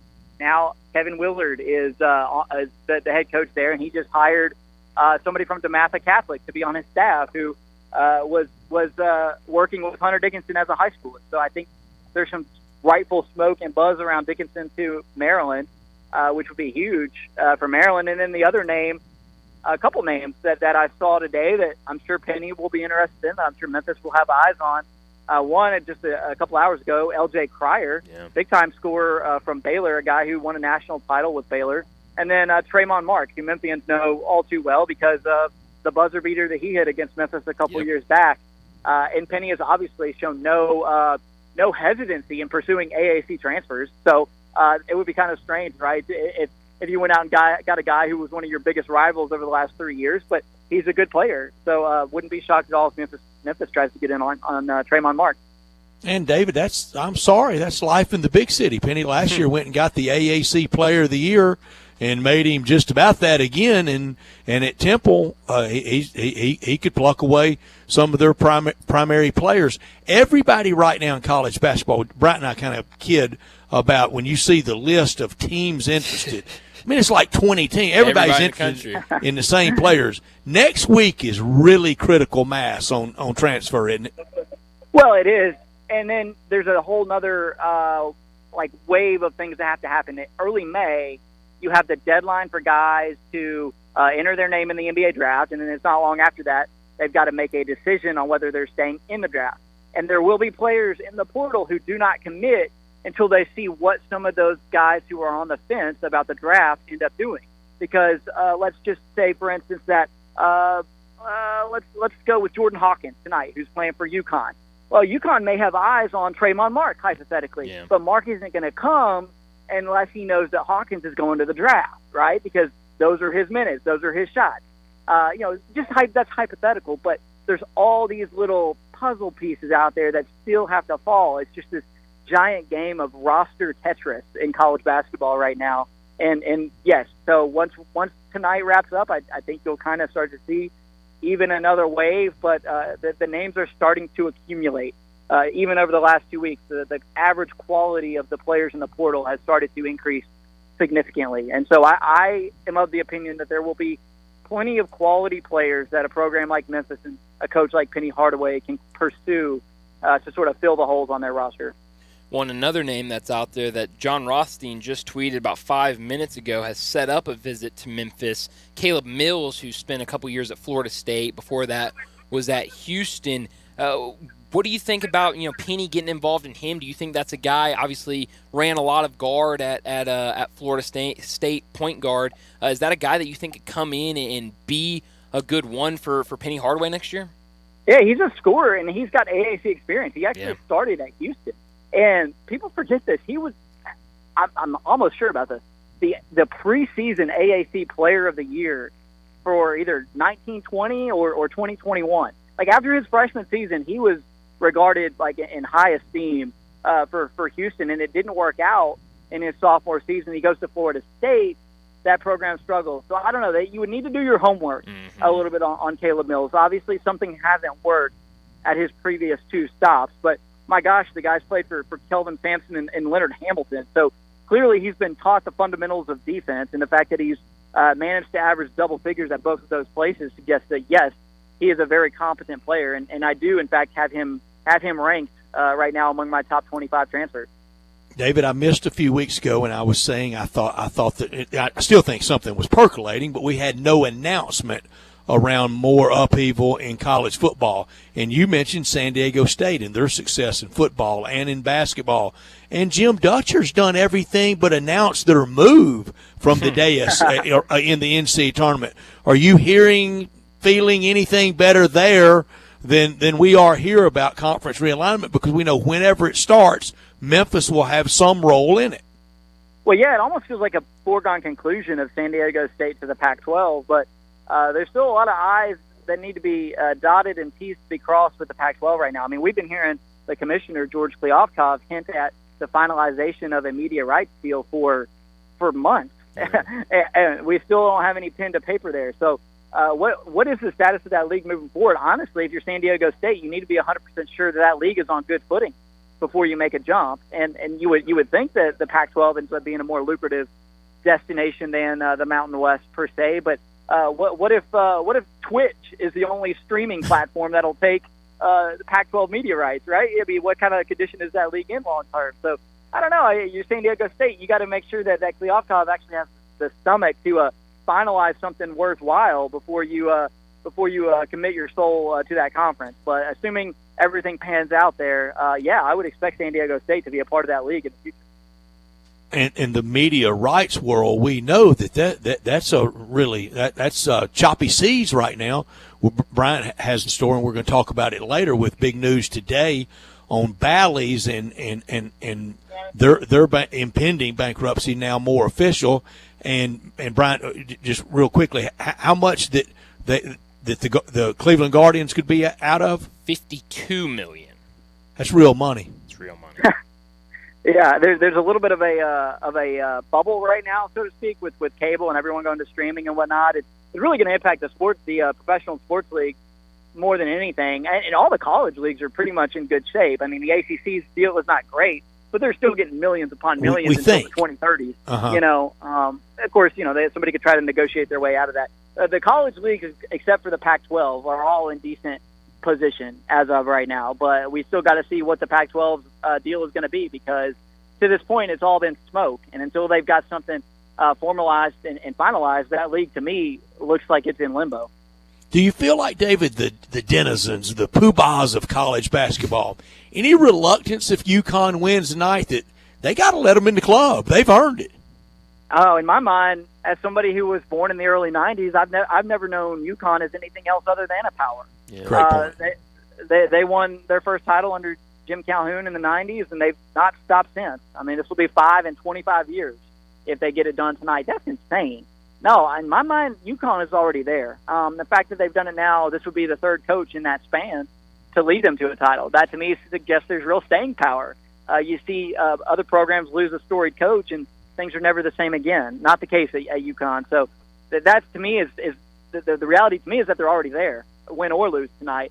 And maybe that's my youthfulness sort of shining through. But I think UConn is already a member of that club. And the fact is, they'll be in rarefied air tonight if they win it. They're going to be tied with Indiana, right, for most titles if they get it done. And tied for fifth all time in terms of national titles. So. In my mind, UConn is already there, but of course the victory tonight, it only validates that. That's right, and we all agreed earlier, this is almost the college basketball in this compacted time frame. Look, I can tell you guys, especially as you get older, you carve out 25. That's not that much of time. This is what this is what Miami did in football with Kozar and Schnellenberger in '83 all the way through that 2001. 2001 super team. They did so much so fast that you had to pay the respect. Yeah, and Dan Hurley is the type of coach who has some serious staying power here as well. I mean, he is maniacal, obsessive, completely dedicated to the craft and to the program, the type of coach who won't let this program slip just because they reached the mountaintop, right? He will be as obsessive about constructing next year's roster a week from now as he was about constructing this year's roster when they lost in the first round of the NCAA tournament a year ago. He is, in my mind, on his way to becoming one of the guardians of the coaching industry over the next 10 to 15 years because he is still relatively young. If he adds a national title to his resume, it only validates his placement among an evolving coaching industry in college basketball, obviously with the Boeheims, the Coach K's, the Roy Williams of the world on their way out of the profession. There's room for people like Dan Hurley to be the deans of the sport, and I think he's a good personality. He's not as clean cut and straightforward and boring as some of the other coaches in college sports right now. He's got some pep to him, some zing, a little bit of quirkiness, and he's a good coach to sort of grow the game, in my opinion. So. Tonight is in some ways his coronation as hey, welcome to the big boys club. Yeah, kind of a hothead, but I have enjoyed watching him coach. So you said when we first started with you that you think UConn wins tonight. Earlier, both Jay Morgan and Brett both said that they think UConn covers the 7.5. Do you think they win big, or do you think it's a little closer than the 7.5? No. I think San Diego State can cover. I mean, I know it's crazy, right, that UConn has won all of its NCAA tournament games to this point by 13 or more, but this San Diego State team likes to play slow. They're really good at defense. They can match up with Sanogo. Think if they get Sanogo into foul trouble now. I mean, that's really all they got to do to potentially throw UConn off kilter a little bit. Now, of course, UConn can bring Donovan Clingan in, and that's what makes UConn so great is their depth and the fact that they've got two excellent bigs like that. But I think there's a real good chance that San Diego State can keep this thing under control, can keep UConn below 50% shooting from the floor, and maybe make this a ball game. Do they have the firepower in the end to beat UConn? No, they're going to need a lot of breaks. But like I said, it's not a 7-game series. They just got to be at their best for one night. And that way, I do think they've got a real chance to make this the most competitive game that UConn has played during the NCAA tournament. Well, it should be a fun one tonight. David, thanks for joining us, and enjoy the game tonight. All righty, guys. Thank you so much. Thanks, David. Thank you, David Cobb, on doing the great work down in Houston. David's my hero, doing the great work down in Houston.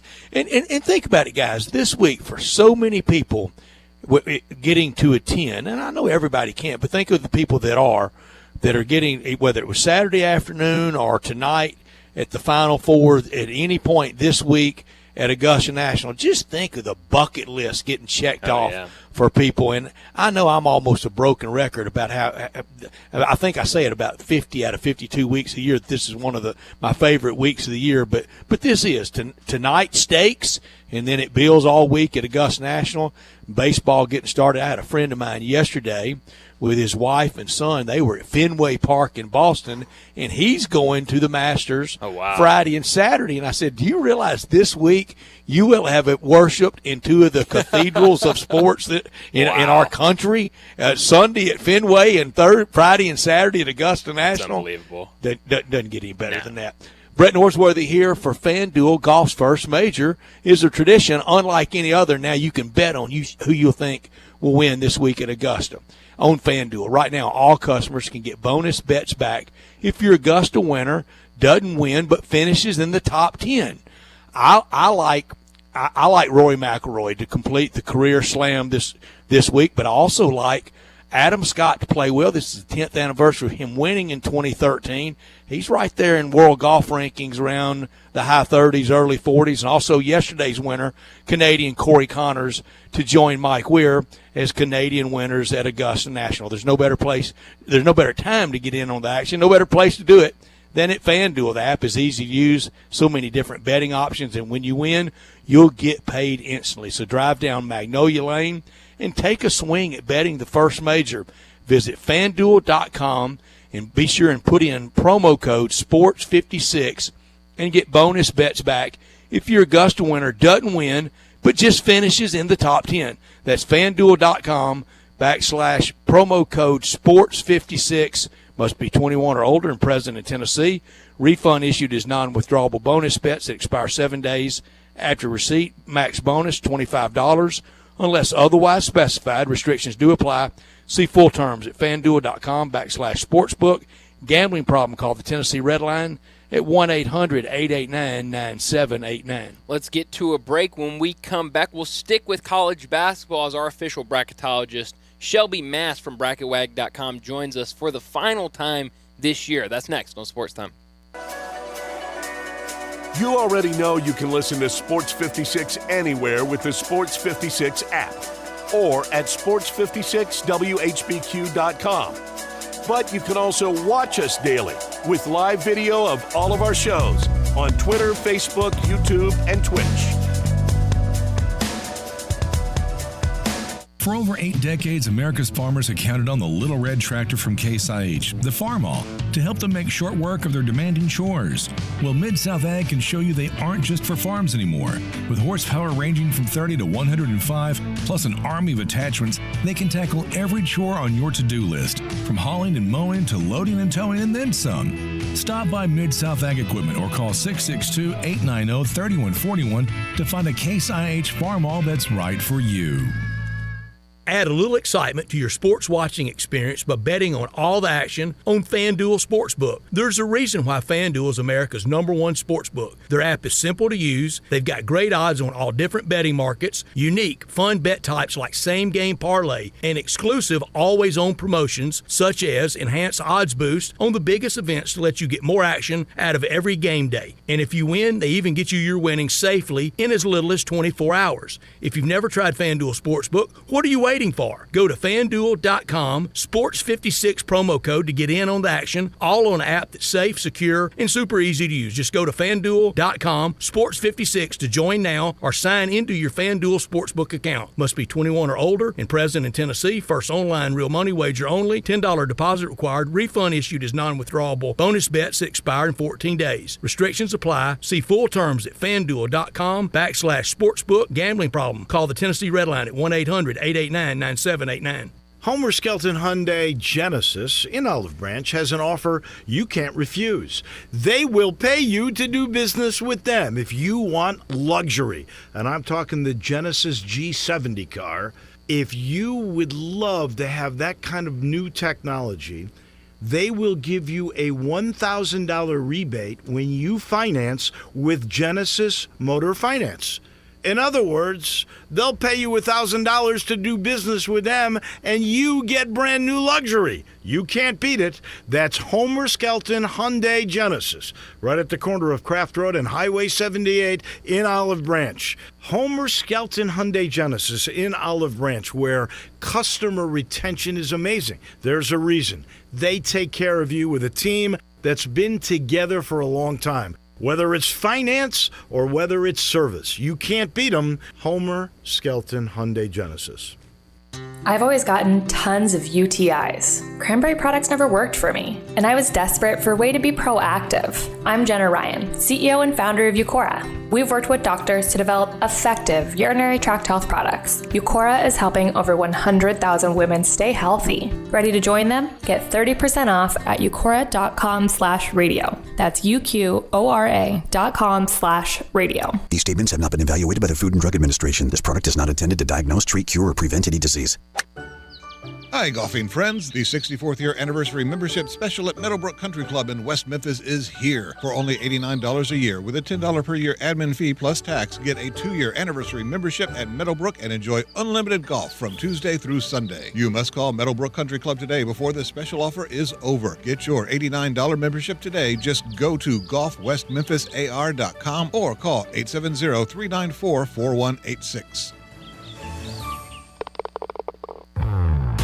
Now back to Sports Time on Sports 56 and 98.5 FM. Here once again are Brett Norsworthy and Bryant Dacus. Welcome back into Sports Time. Bryant Dacus, Brett Norsworthy, Jay Morgan Harder with you, and we're joined now by Shelby Mast from BracketWag.com, our official bracketologist. Our final visit with Shelby this year, and we've gotten to it, the national championship game tonight. Shelby, thanks for joining us. And did you expect a couple weeks ago when you made your last bracket of the year that it would be San Diego State and UConn in the last game of the season? I picked it from the beginning. There you go, Shelby. Stay with it. Do not deviate from that. Not at all. Nobody else did either. And now it's really weird what a 3-week run can do. And I have no preference tonight. I don't care who wins. But I'm just saying, if UConn goes out there and splatters San Diego State, and by splattering, I'm going to say 14, 15 and up, if they beat them like they beat Arkansas, and I thought Arkansas was a really athletic, good team, well coached, we'll go from we can't believe these teams are in it to writing about UConn being one of the all-time teams. Yeah, they've just dominated this tournament. I think they're winning by an average of 20, 21, and that's unheard of. I mean, I remember Duke in 01 won every game they played by more than 10, but not by an average of 20. North Carolina 09 made it look easy, and they came through here second weekend punching a ticket to the Final Four and really took the fun out of the tournament. I don't think UConn is taking the fun out of the tournament. May take the fun out of tonight, though. They might. I mean, it's been a great tournament. You know, if you'd have told me we had a 4-seed and a 5-seed playing, I always thought that was a second-round game. That's usually when you see that. You don't see it in the final game. But both teams, and the way San Diego State won the other night was just phenomenal. Mm-hmm. And we finally had a buzzer beater. It's been a couple of years since we had that, but they've played good, and I think this is going to be a more defensive-minded game, but I thought Saturday would be too. Yeah. Well, we've talked a lot to start the show about UConn and what this win would mean to them. A win tonight would certainly put them in that blue blood group, wouldn't it? Absolutely. I think they may already – they're really close if they're not. Sure. But this would seem in it. I would have no problem putting them in it. Shelby, in about an hour, we're going to do our all-time top four, kind of top four, Mount Rushmore, whatever you would like to describe it for both of these teams. And players that didn't even play on a national championship winning team at UConn are some of the names of the sport. I mean, when you start talking about Ray Allen, and I think as a college player and as a pro player, how great Ben Gordon was, And I'll tell you now, I don't have either of those two among my top four. I kind of kept mine mostly to college, but you can't have a serious pro or college basketball conversation without Rip Hamilton being in it. No, he's a phenomenal player, and he was a joy to watch. When you look at this San Diego State team, and we've been talking all tournament about how much size they have and how that's really helped them use it in their advantage. They used it against Florida Atlantic, getting a lot of second-chance opportunities. How much does their size play an impact tonight against a UConn team that has a lot of big guys in the front court? Yeah, they're going to have to throw everybody they've got at Sanogo and try to neutralize him. That guy's a beast. And he's almost as wide as he is tall, but he's a talent. He's one of those guys. You throw him out there, and he'll probably be successful at the next level. And my gosh, if he hits some threes, watch out. And Shelby, for you doing your bracketology at bracketwag.com and working for collegeinsiders.com and joining all the shows like ours every year, next year we're going to be really on alert. Always kind of like after Loyola, I'd love to ask people who's the new Loyola, and for a few years there it was still Loyola. We're going to be asking, who's the new FAU, who's the new Miami, who's the new San Diego State, and even around January 20th or so, when somebody takes a few lumps like UConn did, maybe not so fast to write them off. Yeah, exactly. This has been a really odd year. It's been enjoyable, but we've seen things this year that we've never seen. When was the last time we had a Final Four where three of the participants were first time? Yeah. When you called it odd, I would agree. It's been a wild tournament, but with kind of how the landscape of college basketball has changed so much over the past couple of years, do you think, maybe not to the extreme that we've seen this year, but do you think we see similar things in tournaments down the road where it's less of the blue bloods making these deep runs and some of these mid-majors making runs? I'd like that. I wish we would, and that's a credit to the smaller teams, so to speak, that they can, they build the program the right way. Instead of just taking all the transfers and the young studs, they build the program pretty much from inside, so to speak. They get their recruits and they coach them and teach them and stay with them for 4 years. And that would be neat to see some more of that. And I don't want to throw dirt on them too fast because they have such a storied history. But if we're sitting here 52 weeks from now, and the old blue bloods like North Carolina, Duke, particularly Kentucky, I'm not saying time's passing them by because they can fix a lot of things real fast. But this time next year, it'll be 12 years since Kentucky last won it on National Championship Monday this time next year. If it's blue bloodless of the old guard again next year, then we really are talking about a sea change, Shelby.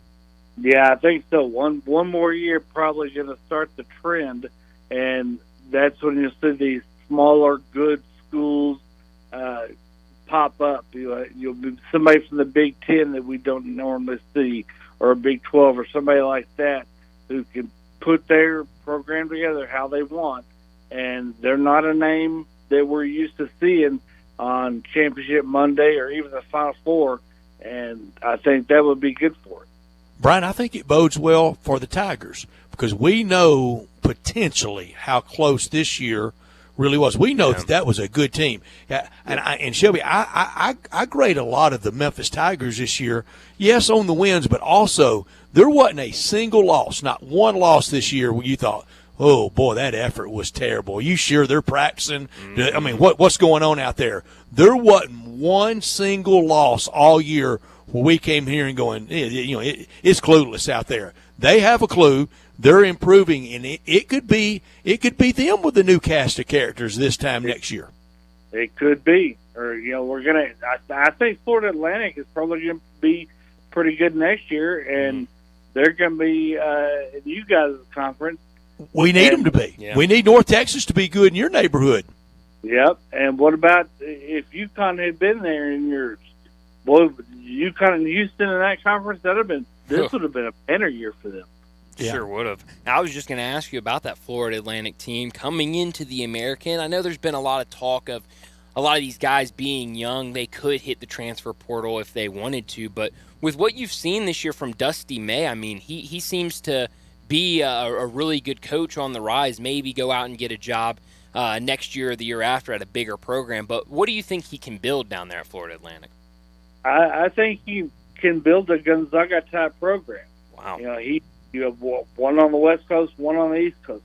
Do it upright, and he's got the personality, he seems like, and the players buy into what he's selling, and that would be fantastic to see him to get somebody that's a smaller school that is consistently in the hunt. That'd be neat to see that.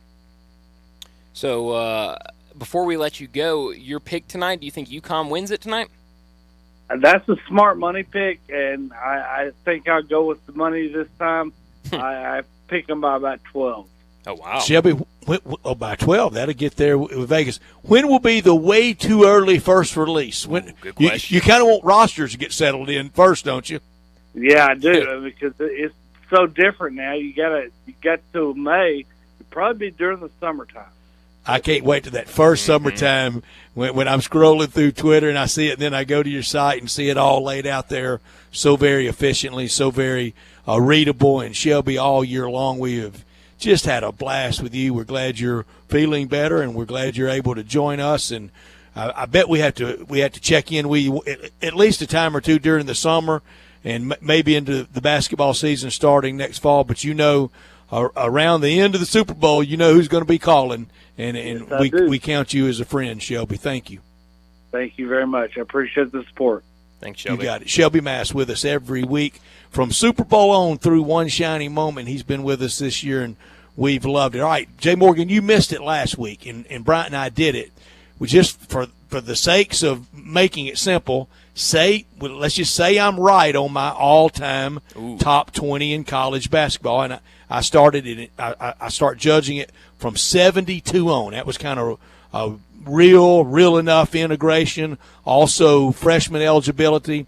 I have North Carolina 1, Duke 2, Kentucky 3, UCLA 4, KU 5, IU 6, Louisville 7, and UConn 8. A UConn win tonight. Who do they go above? Do they go above Louisville at 7? I think they'd have to. Okay. Bryant, everybody agree? Yep. Do they go ahead of Indiana at 6? I'm going to say yes. I think the fact that 3 head coaches would have won championships there is a type of longevity that not a lot of programs can attest to. Bryant? I'm kind of on the fence there. Sure, why not?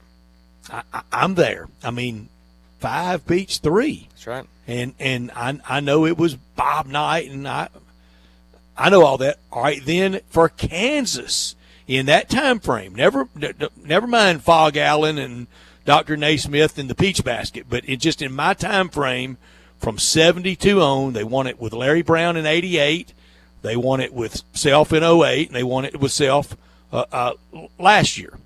So 3 times for them. You want to take it? You want me to? Go for it, Jay. I'm going to say no, because the distinction I just made was the 3 head coach deal in the short time frame at UConn. Those 3 head coaches at Kansas, the biggest ones in that time frame, are kings in the sport. So I'm going to say no on Kansas. I'll say yes. Wow. Brian, I'm with you. Jay Morgan, you made a great case, but I'm tonight at some. If UConn wins since 1972, my demarcation, and that leaves out San Francisco with Bill Russell, and that leaves out Cincinnati way back when. It leaves out Ohio State, and they quite history. It leaves out a whole lot of UCLA work. So it'd be North Carolina, Duke, Kentucky, UCLA, and UConn. I like the list. I think it's fair. All right, I turn the list over. Who in football can make that leap? I don't know. You'll have to give me your list. Tennessee? Maybe. Yeah. They better get winning. A lot of history there. Yeah, Miami. We named them earlier. Is Georgia doing it? I think so. I have Georgia 13 on my college football list. Oh, absolutely. They win another one next year. They leapfrog 5 or 6, don't they? 100%. Yeah. 100%. Georgia could be there. I know a good place to be tonight. That's either location for the commissary to watch these games at the commissary at Houston Levy and Poplar. It's the perfect spot to go watch the games tonight. All the TVs will be on that game all week long. All the TVs will be on all the action at Augusta National. It's perfect for a big group.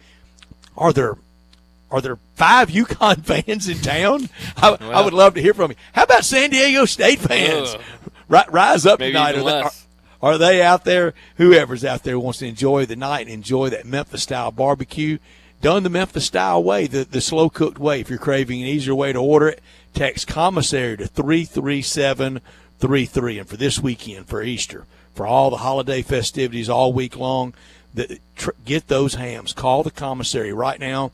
Get on the list for all the holidays for the holiday ham, 901-754-5540, or go online at commissarybbq.com in Collierville and Germantown, are those party areas to enjoy. It's going to get warm and stay warm soon, and we can get outside for catering, orders to go, for anything. Again, you can text commissary at 33733. You can dig into the ribs or the shoulder, chopped or pulled on a plate, on a sandwich, but start with the appetizers like the smoked chicken wings, the barbecue nachos, the tamales, the cheese plate, all so good, and save room for the dessert. A challenge, I know, and whole pies and whole cakes also for all the weekend family festivities like the lemon icebox pie, the strawberry cake, and the terrific banana pudding. 901-754-5540, online at commissarybbq.com. Let's go ahead and grab a break. On the other side, we'll get to big number of the day. Start your day with Sports 56 Mornings with Greg Gaston and Eli Savoy. Weekday mornings from 7 to 10, right here on Sports 56 and 98.5 FM. Jason Bottom's Led Zeppelin Evening. Live.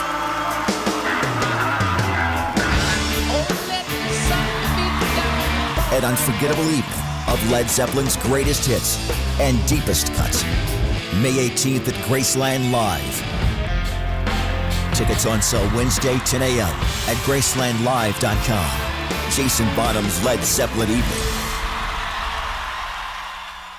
Chris Price, it's so good to see you. And you have a new business? Yes, Dave. MetroBuildersMemphis.com. Have you noticed water stains on your ceiling? With storm season here, take a walk around your home or business and look up. Make sure there are no water stains signaling a leak prior to the heavy storms coming in. If you do see signs of water, call me. My team and I will come out, diagnose the problem, and prescribe a fix. Our team of Hague-certified inspectors are waiting to assist with any inspection or repairs you may need. We have 3 crews dedicated to repairing roofs in the Mid-South. As certified Owens Corning and Mule High dealers, we offer 20-year, no-dollar limit labor and material warranties that offer hassle-free ownership. That's our hassle-free ownership guarantee. Allow Metro Builders team of professionals to assist you in maintaining your property's integrity and value. MetroBuildersMemphis.com. Your local commercial roof experts. Ask about our commercial roof maintenance agreements. Protect your investment with MetroBuildersMemphis.com. Call me, 901-375-1717. That's 901-375-1717. 375-1717.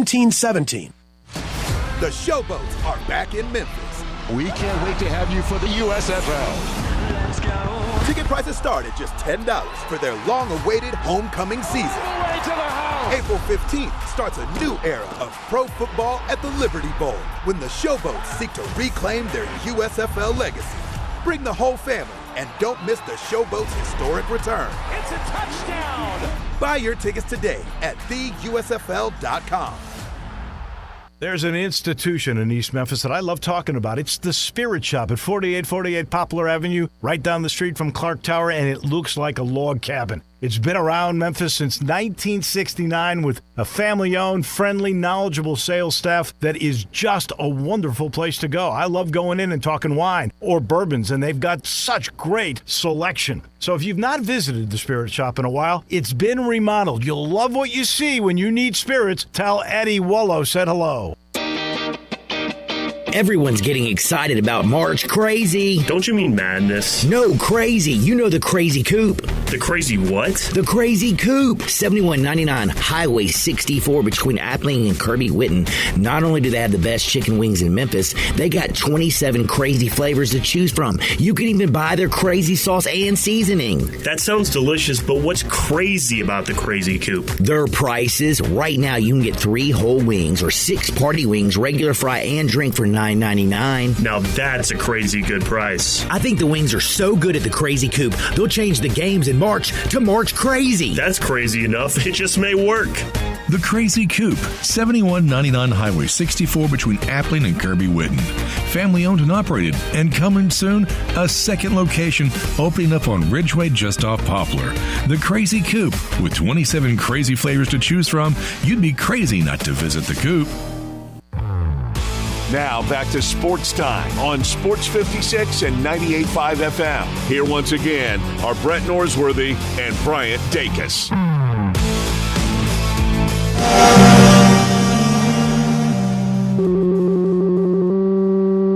Big Daddy. Hello, Big Brand. It's a guy, he wants to be big, then he gets big, he doesn't want to be big anymore, then he gets small, but the suit's too big. Big Daddy. The big boy. You're a big guy. I think she's trying to pull a fast one on Big Daddy. The big number of the day. So my big number today is 2. Over the weekend, I guess it was yesterday, Alec Burleson had 3 extra base hits, a homer, and 2 doubles for the Cardinals in their win over the Blue Jays. He's just the second St. Louis Cardinal since World War II to have a game with 3+ extra base hits in the first 25 games of his career. I love it. You know, Alec Burleson, for me, a big number for me last summer. He was 2. I'd never seen an inside-the-park home run in my life, and then I see Harrison Bader do it in St. Louis, and about 2 weeks later, see Alec Burleson do it at AutoZone Park. That's a good one. The Cardinals had the bats out. Jay Morgan? Sure did. I have so many today. I think you missed a whole week of it. I know. You got them all stockpiled. I do, but I gave you some. I've got 6 built up for today. I'm going to do this one. It's a baseball-centric one. 6 is 5 too many. That's exactly right. My big number today is 3.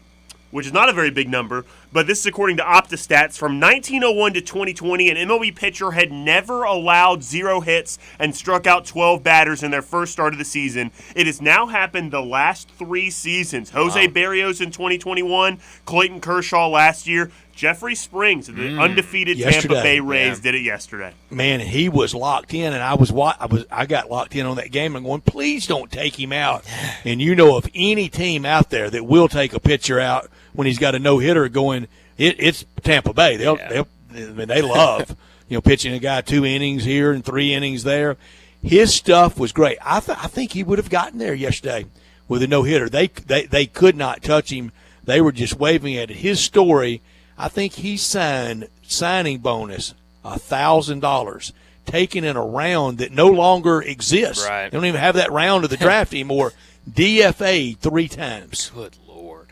Who's the most impressive? I'm sorry, Brett, not to preempt your big number. Who was the most impressive undefeated team in the first week? Is it the Rays, the Rangers, or the Twins? Might have been the Rangers. I think it's the Rangers too. I think the Rangers. We got kind of my overreaction from first weekend. It'd be Bruce Bochy. Well, I win the biggest of the big numbers today because mine's 25. And Tiger Woods, if he tees off Thursday, and it sure looks like he's going to, that will be the 25th time he's competed at the Masters, including an amateur. And right now on Golf Channel, they're showing the highlights of him winning in 1997. Where'd time go? And in that time, just became one of the, biggest sports stars ever. I've talked about many times. I think he's the most compelling. I'm not saying my favorite. I think he's the most compelling sports star in my life. Really? He might be my favorite. Seriously. That includes Ali, Jordan, and in my life, he still played a year or two. Stan Musial, Ted Williams. Wow. A lot of names in there. Mickey Mantle, Willie Mays. Yeah. Well, just in my sports lifetime, I mean, my lifetime in general, but my sports lifetime as a sports fan, I mean, easily the most dominant single athlete in my lifetime in sports, and a sport that I love, golf. It's hard for me to find an athlete that's more impactful to me in my sports lifetime than Tiger Woods in that regard. Jack Nicklaus. Long list of guys. Yeah, Pete Rose. Wow. But he's there, and I hope he can. I hope he can make the weekend. I hope so, too. I know that's a big storyline, maybe not as big this year just because of everything going on at the Masters, but there will definitely be a ton of eyes. Out there at the betting sites, find out what the odds are for him just to make the cut. Just making the cut. Because last year he made the cut easy, and then the weekend was just killed him. Pure scuffle bus. Yeah. It was rough. Yeah, it's I mean, do you think he makes the weekend? I mean, if you just had to guess right now. I don't. It doesn't feel right for weather. Really, the best weather is today and tomorrow, and just kind of getting worse. As Dan Reardon told us at 3:30, cooler and wetter over the weekend, and it's a slick track. I mean, I got to pack good treads. I love it. Odds for him to make the weekend. -200. How about that? Really? Odds makers. That's about a 67% chance they think he makes the cut. Wow. How about that? It's kind of surprising. I might bet the no on that. No, I can't do that to Tiger. It's too impactful to my life. I can't bet the no. Bet yes or don't bet at all. That's right. I'll be honest. It's like betting on the home team. I'll tell y'all right now. I did a little work today, earlier this afternoon, getting ready for our golf picks on Wednesday. Oh yeah. Working on it. Is that right? Running the analytics. You'll impress me. You'll impress me when you run the throwing it all in, seeing what happens. We'll see what happens. We can't give him credit for that. I'll be impressed when he puts the numbers in for the John Deere Classic. That's the one that'll impress me when you're handicapping the John Deere. Well, we go right from the Masters next week to Hilton Head. We got to do picks then. This week's easier than next week. That's true, but it's going to be a lot of work today. Don't be surprised if I'm sitting up top of the leaderboard after this week. Okay. It's going to be a big week, I think. I like the call. It might be more confidence than anything, but we'll see. But all this Masters talk, I do want to remind you that we will be giving Masters updates all week during the Masters, Thursday and Friday. Those Masters updates are brought to you by Courage Through Cancer. Courage Through Cancer is hosting the Courage 5K on Saturday, May 20th at Shelby Farms Park, benefiting the Baptist Cancer Center. Go to www.ctcmemphis.org to sign up now for the Courage 5K. Certainly a great cause, like I said, benefiting the Baptist Cancer Center. So head over to www.ctcmemphis.org to sign up for that race. That'll do it for hour number 2 on this Monday edition of Sports Time. When we come back to start the 5 o'clock hour, DeMichael Cole from the Commercial Appeal will join us to talk about the Grizzlies, what they did yesterday, and what the rest of the regular season holds before playoffs. That's next on Sports Time. Hi, this is Troy Fiveash, owner of Fiveash Roofing. In these uncertain economic times, there are so many things as a contractor and a business owner that I cannot control. The rising cost of materials, not to mention fuel and transportation costs. In the last 2 years, shingle prices have almost doubled, and commercial materials have doubled. And I don't have to tell you what fuel costs these days. But you know what I can control? How much markup I put on a project.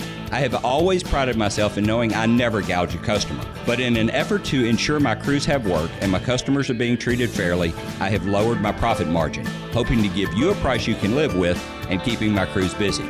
So if you need a roof or gutters, please give us a call. Fiveash Roofing, fair, honest, and ethical. Fiveash Roofing, a proud sponsor of Tiger Athletics and a member of the Tigers home team. 367-0050 or memphisroofer.com. 367-0050 or memphisroofer.com. Fiveash Roofing, it's what we do. We're here for you.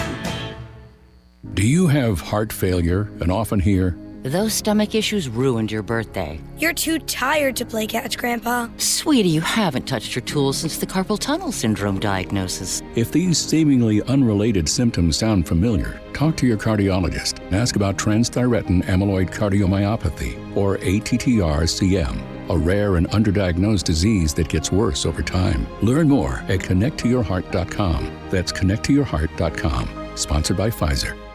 Simple, smooth, and every sip as easy as the last. Tito's handmade vodka tastes just as good with tap water as it does with your favorite mixer. Back in the day, Tito distilled, hand bottled, taste tested, sent to a few friends, then taste tested again to give you the finest juice around. No frills, no flavors, no fancy labels, just the good stuff. Just Tito's. For recipes, videos, and more, visit Tito'sVodka.com. Distilled and bottled in Austin, Texas, 40% alcohol by volume, namely 80 proof, crafted to be savored responsibly. Angie's List is now Angie, and we've heard a lot of theories about why. I thought it was an eco move. Fewer words, less paper. No, it was so you could say it faster. No, it's to be more iconic. Must be a tech thing. But those aren't quite right. It's because now you can compare upfront prices, book a service instantly, and even get your project handled from start to finish. Sounds easy. It is, and it makes us so much more than just a list. Get started at Angie.com. That's ANGI, or download the app today. Make your next grill your last with the Big Green Egg. Smoke, bake, roast, sear, and grill, all with a lifetime warranty. Save money on eating out, fuel costs, and replacing expensive grills that cannot stand up to the Big Green Egg. Ready to cook in only 10 to 15 minutes with cook temperatures below 200, above 700, and anywhere in between with ease. Change your at-home cooking experience for life. Go to shop.biggreenegg.com. Make your next grill your last with the Big Green Egg. Smoke, bake, roast, sear, and grill, all with a lifetime warranty.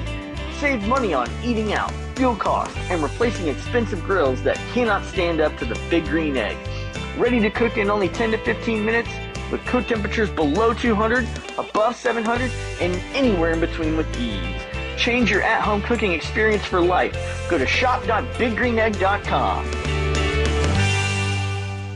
Ole Miss Rebel Yell is back. The Rebel Yell Hotline Radio Show is back on WHBQ Sports 56 and 98.5 FM. Every Monday night at 6, hear the latest news on your Ole Miss Rebels with Yancey Porter with 24/7 Sports, former Ole Miss defensive tackle Mike Fitzsimmons, Gordon Ford covering SEC Sports Call, and former Ole Miss baseball announcer Gary Darby. From kickoff to free throw to extra innings, your Ole Miss Sports on the Rebel Yell Hotline Show right here Monday night at 6 on Sports 56, 560 AM and 98.5 FM. Your Mid-South Sports Station. We are Sports 56, WHBQ Memphis, and W253 DF Memphis. Flynn Broadcasting Stations.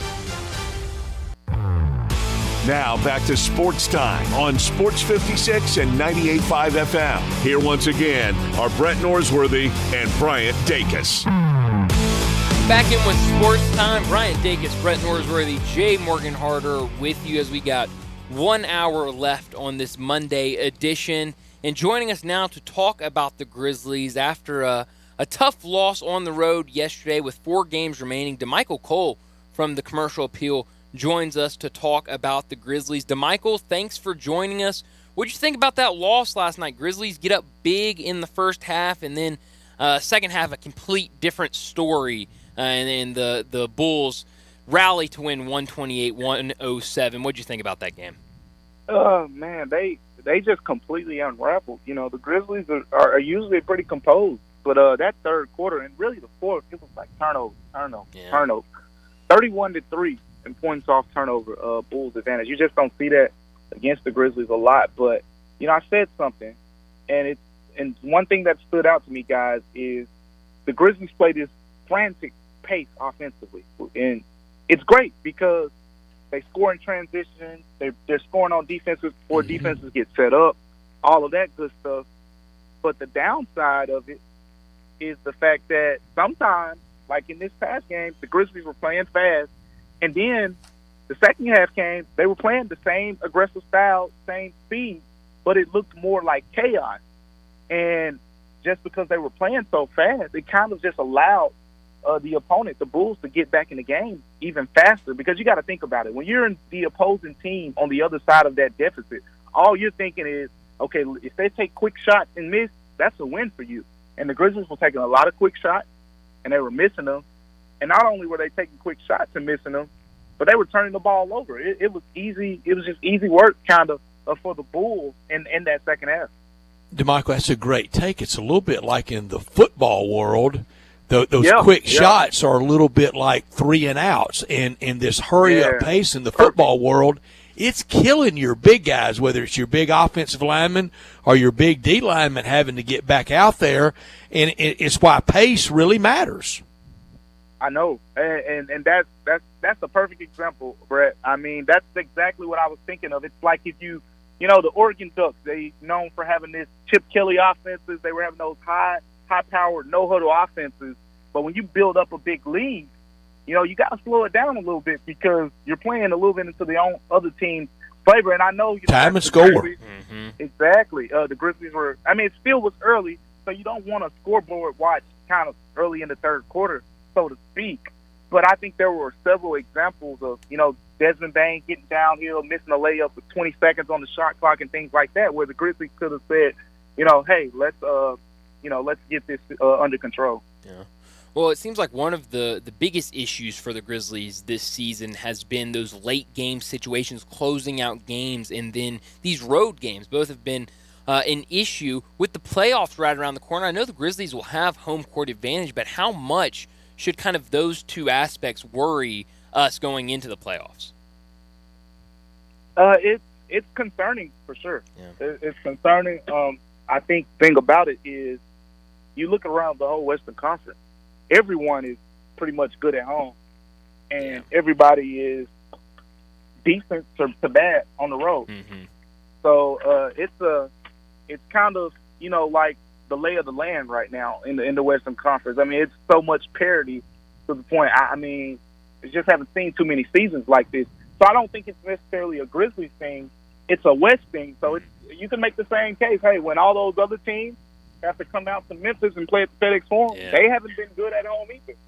I mean, they haven't been good on the road either. Excuse me. So it's one of those things where I feel like when the playoffs come, the energy changes, and at the end of the day, all you need to do is take one and protect home court.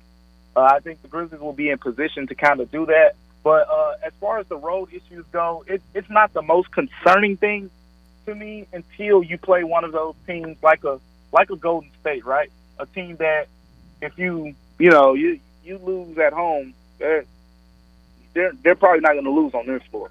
Or Denver, right? Mm-hmm. Play Denver. Denver's probably not going to lose on its home floor. Those type of teams, but I think there's a little margin for error there. But at the same time, the Grizzlies definitely need to kind of correct some of those road issues. I'm with you on the road, and I think that about Denver. Although Denver, the last 10 days, they're giving me a little pause of the Denver invincibility that we were so quick to get them. I think my favorite tweet of the weekend, I gave up on it, especially after it went to overtime. I thought, well, it was fun while it lasted. I gave up on it yesterday, and then I see it's your Twitter, DeMichael, the Kings losing. That was just a gift. Thank you. Early Christmas present. Oh, and I don't think people really understood how big that one was because they see Grizzlies 2 games up on Sacramento and probably think, 2 games, we got a little room there. Actually, you don't. It's pretty much 1 game. If the Grizzlies lose, 2 games and Sacramento wins 2 games, Sacramento has the tiebreaker.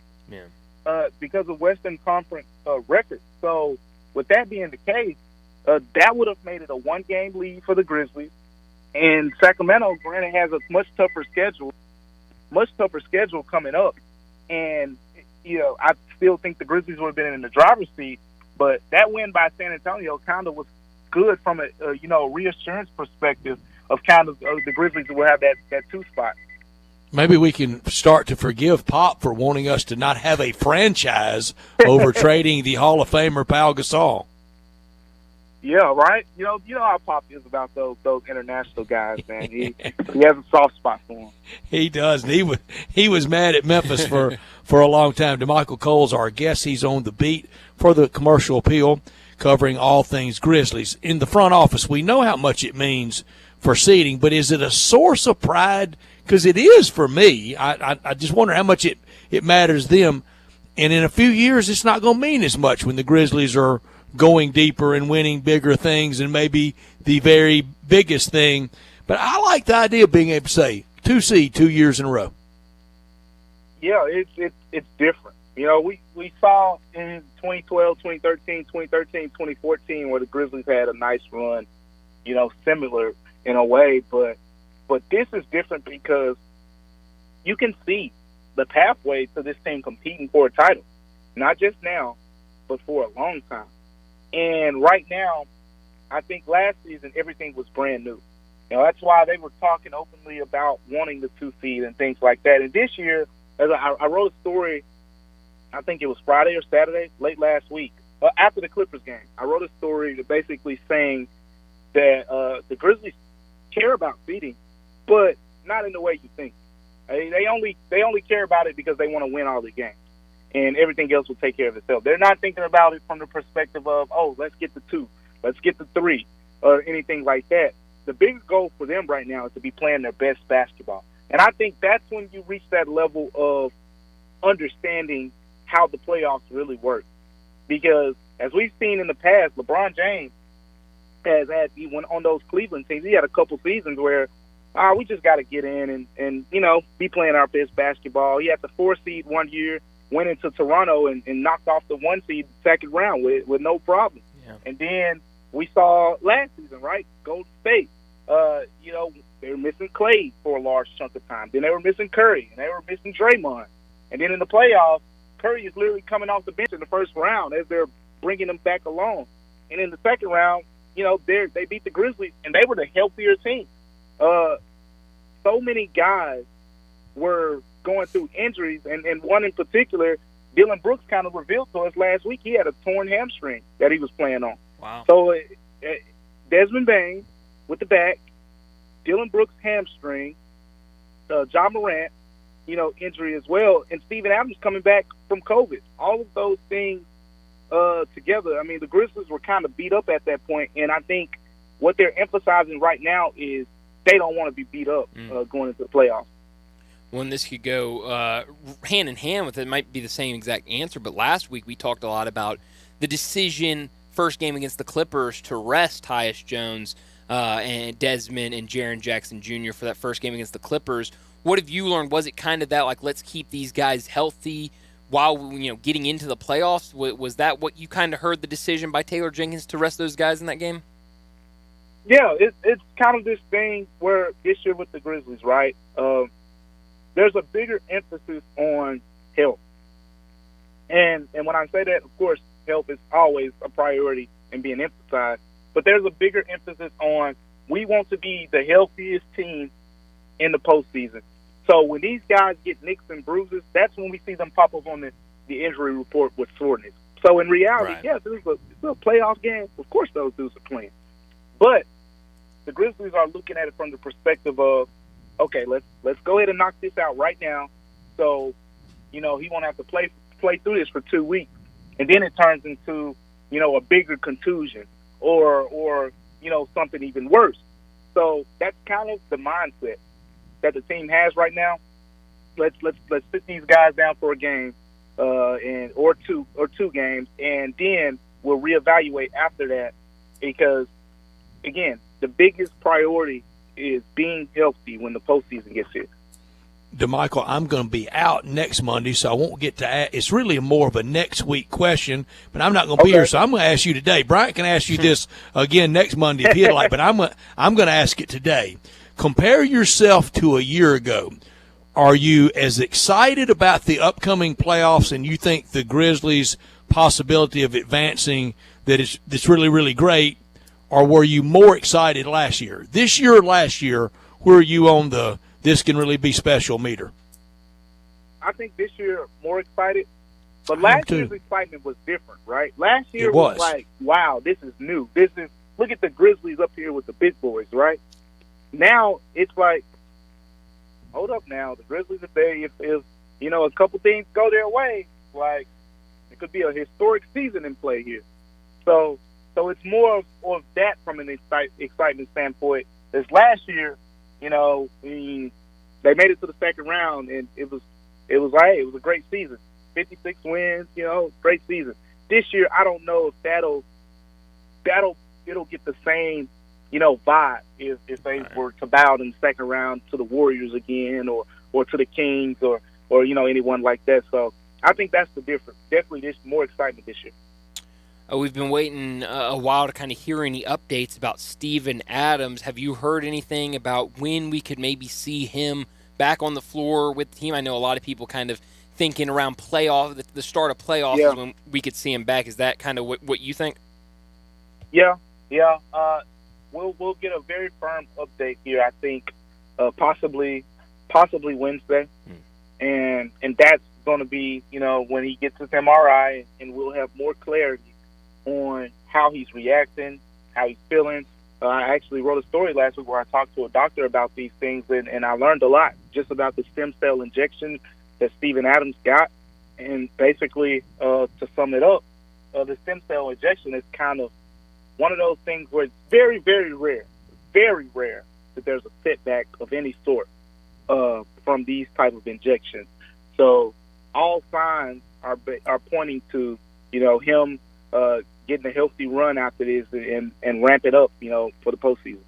But this time out for Steven Adams, I think, has really helped Xavier Tillman. He's become, even when he's out of position and a little bit beat on defense, his recovery is really strong. His feet's really good, and I'm telling you, somewhere in his life, he's had to have played some first base. You cannot handcuff him. He never fumbles and stumbles and bumbles around with a pass.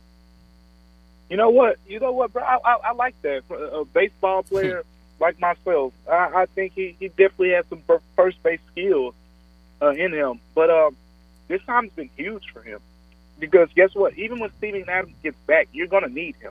Remember last season, that series against the Timberwolves, where just from a matchup standpoint, it wasn't working. Karl Anthony Towns going at Steven Adams, and you put in Xavier Tillman Sr., and he kind of, in a way, saved the Grizzlies. In one of those because he can run with KAT. Exactly. Adams can't. Exactly, the mobility, and that's where I, there's certain matchups, right? Steven Adams is amazing against those bigger, burlier centers that'll knock you back, and you need to be as strong as possible going against those guys. But those quicker, agile guys, that's where Xavier Tillman and his strengths really come into play. Earlier today, we got some news from Woj about the Warriors, and you kind of look at the standings every couple of days, and the Warriors are sitting there. Some days they're 6th, some days they're 7th, kind of right there around where the Grizzlies could see them in the first round of the playoffs. It looks like Andrew Wiggins could be back as early as the end of the week. What does that mean for that roster in Golden State? How much does he impact that team in that rotation? How much kind of does that do in a series against the Grizzlies? Yeah, so it's two ways to look at it. Number one, the obvious way is this is huge, right? Yeah. The Warriors have struggled defensively on the road, for example, and he's one of those guys that can kind of fix that.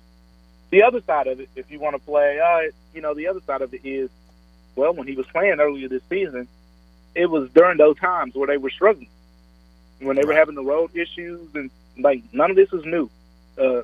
He was a part of these struggles earlier in the season. So the thing is, some people will say Golden State's playing better basketball now. They've won a couple games in a row on the road for the first time this season, I think, last week. And, they lost in Denver against the Nuggets without Jokic. So clearly the road things aren't solved. But just from a talent standpoint, that lineup, when you throw Clay, Curry, Wiggins, Draymond potentially, Looney, and however they figure out the last, the five, that lineup can go to battle with any. And that's something that, they have the confidence in. They'll be confident going in any matchup. And, Golden State is not going to get rattled. But Andrew Wiggins, man, he has the potential to change some things. You've kind of been able to go at Golden State, on the defensive end, knowing that, Clay's probably the best perimeter defender or Dante DiVincenzo, one of those guys. But now when you add Wiggins, back into the realm of things, that changes some things for sure. DeMarco, you get to see him when nobody else is around. Do you think Ja is back to being his old self? Because I'm not trying to diminish or minimize in any way that story, but it's very illustrative of the news cycle, how busy sports and otherwise that it is, and we really can't stay that locked in on one thing because it's moving so quickly. But also, it also is illustrative of that, especially when someone is sincere and contrite and trying, we will forgive. I think the public has moved on. Do you see Ja back to being his old self?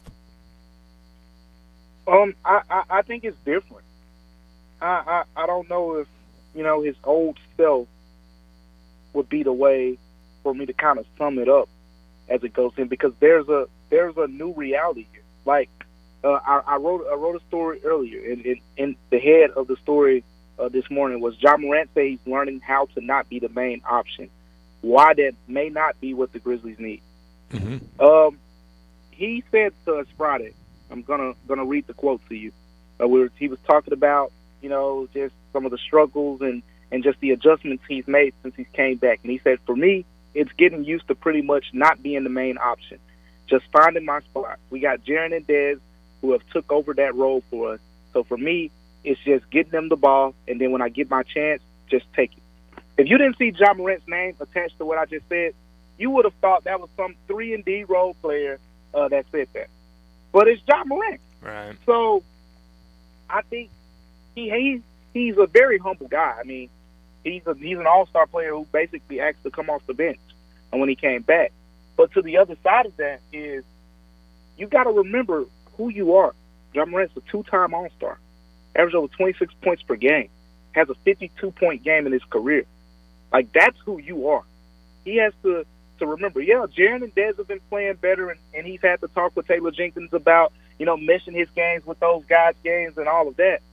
But at the same time, you got to remember, in the fourth quarter last year, they were calling 12. Yeah, your fourth quarter numbers haven't been great this year, but you're still Ja Morant, and I think there's a way that he's trying to figure out, how do I be my best version while allowing Dez to have the ball more in his hands and showcase that version that he's showing more of, and allowing Jaren to get the ball in his hands more and showcase that version that he's been showing. So that's kind of where we are in terms of Ja Morant. And, hopefully in the next week they figure it out in some type of way, because that's, I think, now becoming one of the biggest factors that's going to determine how far this team goes.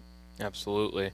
Luke Kennard continues to play well. I know we talked about him last week. Not a great game against the Bulls, but 5 made threes in Friday night's game. How impressed have you, continued to be with his play? And then I know that Taylor Jenkins has talked about a 9-man rotation once they get to playoffs with Steven Adams. If Steven Adams is back by playoff time, who do you think is that odd man out right now to kind of miss that playoff rotation? Yeah, so they went to 9 in the last game, right? Yeah. In the 9, the odd man out was John Conchar. So David Roddy got the minutes over Conchar. Now, it was Conchar's first game back after missing 2 games, so we'll see if this is something they continue to go with. But my thought is, actually, when the playoffs come, they're going to go with what I like to call 9.5. It's going to be a 10-man rotation in the first half, and they're going to bottle it down to 9 in the second half. Interesting. And so to answer that question, I think in the first half, because Xavier Tillman Sr. is going to go to the bench if, when Steven Adams gets back, right, you're going to bring Xavier Tillman Sr. off the bench. I think you still need him playing minutes when he's coming off the bench. So they can get back to their 4-man rotation with the bigs. Now that leaves you David Roddy as your backup small forward. Santi Aldama is in the front court as well, and then you got Luke Kennard and Tyus Jones. So you need all of those guys in some way, shape, or form. But what I think the Grizzlies will do is David Roddy, for example, he'll probably be that 10th guy, and he'll play in the first half. Depending on how he plays in the first half will determine his second half minutes. I think that's how they'll do it. And what we'll see is, in the first half, if he's playing well, they're going to stick with 10 in the second half. If he's not playing well, they'll shrink the rotation You'll see more guys getting minutes at small forward, like Desmond Bain, playing alongside Luke Kennard and things like that. Interesting. Well, it's going to be a fast week for the Grizzlies, 4 games. And, DeMichael, next time we talk to you, we'll be recapping the regular season and previewing the playoffs. So thanks for joining us, and look forward to talking to you again next week. I'm looking forward to it, guys. We'll have this play-in stuff. It's so discombobulated right now. We'll actually have some answers. So that's right. Appreciate you guys for having me. Thank you, DeMichael. It's great stuff. It's an honor to have you. Thank you so much. DeMichael Cole with us. He's with us most every Monday from the Commercial Appeal, on the beat for the Commercial Appeal, covering all things Grizzlies. And he's right, this time next week, it'll be settled last week of the year. But, Brian, you're right, Tuesday, Wednesday, Friday, Sunday. And so the magic number is, in effect, it's 4, right? Not 3. Yeah. With not having the tiebreaker. Yeah, because we were under the assumption they had the tiebreaker. Right. But with Sacramento having it, that would make it 4. See, I thought division games first, but he's right. It's conference games. They tied 2-2 regular season, so then you go to conference, and they have a better conference record and will. Even if they completely bottom out, it doesn't matter. Then they move. The Grizzlies will move on. Then tomorrow night against Portland, that should be one whittled off, right? Should be, yeah. Then New Orleans, Milwaukee, Oklahoma City, all on the road. Whew, that's 3 tough games. And tell me the motivations of everybody involved. It's a great question. I mean, who knows? I mean, New Orleans, plenty to play for. Plenty. And super talented. Mm-hmm. Same with OKC, Milwaukee, a lot to play for. Milwaukee's thinking about playing in the finals. Mm-hmm.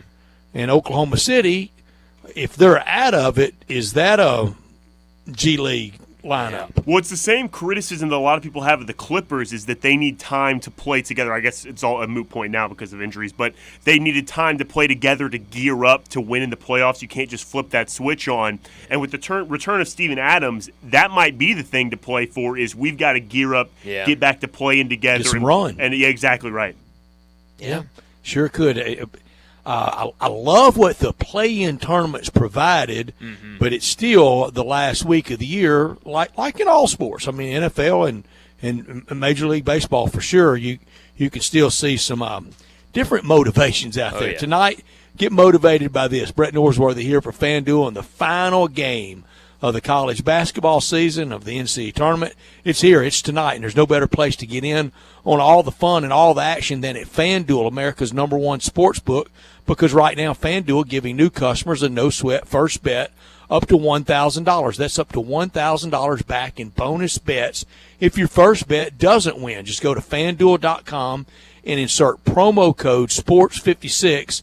You're all signed up to claim your no-sweat first bet. Then you can wager on everything from the money line to point spreads to which team will be cutting the net down tonight at about 11 o'clock or so. I like UConn minus the points, and I like the over, all on an app that's secure, safe, and super easy to use, very simple to use. So don't miss your shot at a no-sweat first bet up to $1,000 when you join FanDuel today. Go to FanDuel.com, put in promo code SPORTS56, and you're all set. Make every moment more fun with FanDuel. Must be 21 or older and present in Tennessee.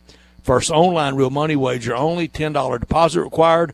Refund issued as non-withdrawable bonus bets that expire in 14 days. Restrictions apply. See full terms at FanDuel.com/sportsbook. Gambling problem? Call the Tennessee Red Line at 1-800-889-9789. Well, since we're talking about the Grizzlies PR has released the status report for tomorrow night's game against the Trailblazers. Listed out, we know Steven Adams, Brandon Clark, and Zaire Williams, but questionable, Dylan Brooks on the list with right hip soreness. If I had to guess, I'd say he's probably out tomorrow night against the Trailblazers, but I think a lot of people curious of what they would do against a Portland team last night. It looks like only one on the questionable list. But let's go ahead and get to a break. When we come back, we'll get to the Big Four all-time for UConn and San Diego State ahead of tonight's national championship game. That's next on Sports Time. Be sure to follow us at Sports56 WHBQ on Twitter, Facebook, Instagram, and YouTube to watch live video of our shows, stay up to date with station events, and have chances to win prizes. Don't miss out on anything that's going on. Follow us at Sports56 WHBQ. Are you looking to lease a commercial space for your business? Call Stephen Hoffman. Are you a landlord looking to have your space leased? Call Stephen Hoffman. Maybe you're looking to buy or sell commercial real estate. If so, you want a professional broker looking out for your best interest, and that broker is Stephen Hoffman with Myers Commercial Real Estate. Stephen is a Memphis native who knows his market well and only works the commercial side of real estate. He works for a great firm that has been locally owned and operated in Memphis for almost 40 years. Whether representing tenants, landlords, or investors alike, you are sure to get great market analysis, access to on and off market listings, and a tough negotiator on your behalf. Call 901-761-5595 and ask for Stephen Hoffman. You can also find him on the web at MyersCRE.com. That's MyersCRE.com. Stephen Hoffman with Myers Commercial Real Estate. Representing your real estate business is his business. Call Stephen Hoffman. 901-761-5595. The tournament is heating up, and there's no better place to get in on the action than FanDuel, America's #1 sportsbook. That's because right now, FanDuel is giving new customers a no-sweat first bet up to $1,000. That's up to $1,000 back in bonus bets if your first bet doesn't win. Just go to FanDuel.com/win and sign up today to claim your no-sweat first bet. Then you can wager on everything from the point spreads to which team will be cutting down the net. All on an app that's safe, secure, and super easy to use. So don't miss your shot at a no-sweat first bet up to $1,000 when you join FanDuel today. Just go to FanDuel.com/win to sign up with FanDuel. Make every moment more with FanDuel. 21 plus and present in Tennessee. First online real money wager only. $10 deposit required. Refund issued as non-withdrawable bonus bets that expire in 14 days. Restrictions apply. See full terms at FanDuel.com/sportsbook. Gambling problem? Call Tennessee Redline 1-800-899-9789. Spring is around the corner. That means the sounds of air conditioners cranking up will be in the air soon. Hi, this is Lauren Choate with Choate's Air Conditioning, Heating, and Plumbing. This month only, receive $1,000 off the purchase of a new Carrier AC unit. No gimmicks, just $1,000 off for the Choate's Early Bird Carrier AC Special. If your AC is in good shape, call us to get your $60 20-point AC tune-up to get your AC cleaned and ready for the warm seasons ahead.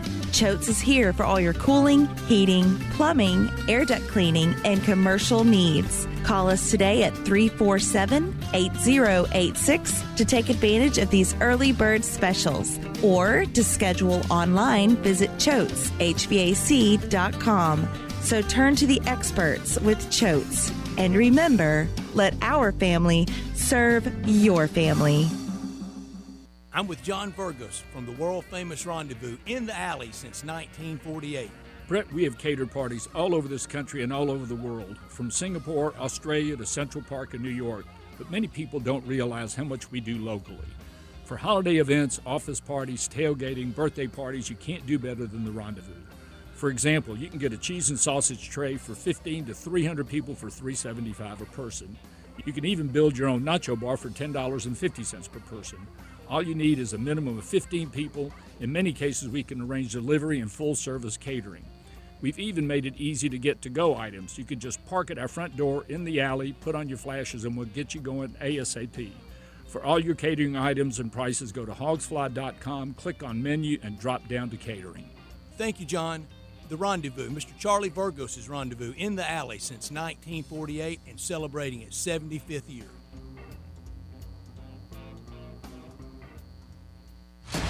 The Showboats are back in Memphis. We can't wait to have you for the USFL. Let's go. Ticket prices start at just $10 for their long-awaited homecoming season. All the way to the house. April 15th starts a new era of pro football at the Liberty Bowl when the Showboats seek to reclaim their USFL legacy. Bring the whole family and don't miss the Showboats' historic return. It's a touchdown. Buy your tickets today at theusfl.com.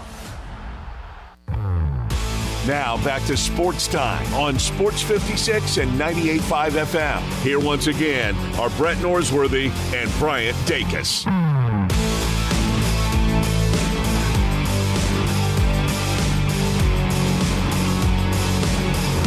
Welcome back into Sports Time as we got About 30 minutes left, a little less than 30 minutes left in the show today as we're geared up and ready for the national championship game tonight. UConn versus San Diego State. And we like doing the Big Four. We did it for the NFL season for Monday night. This year we did the top 4 defensive players on each NFL team. But today, Big Four for UConn and San Diego State. So should I kick it off? Should I start? Please do. All right. Please.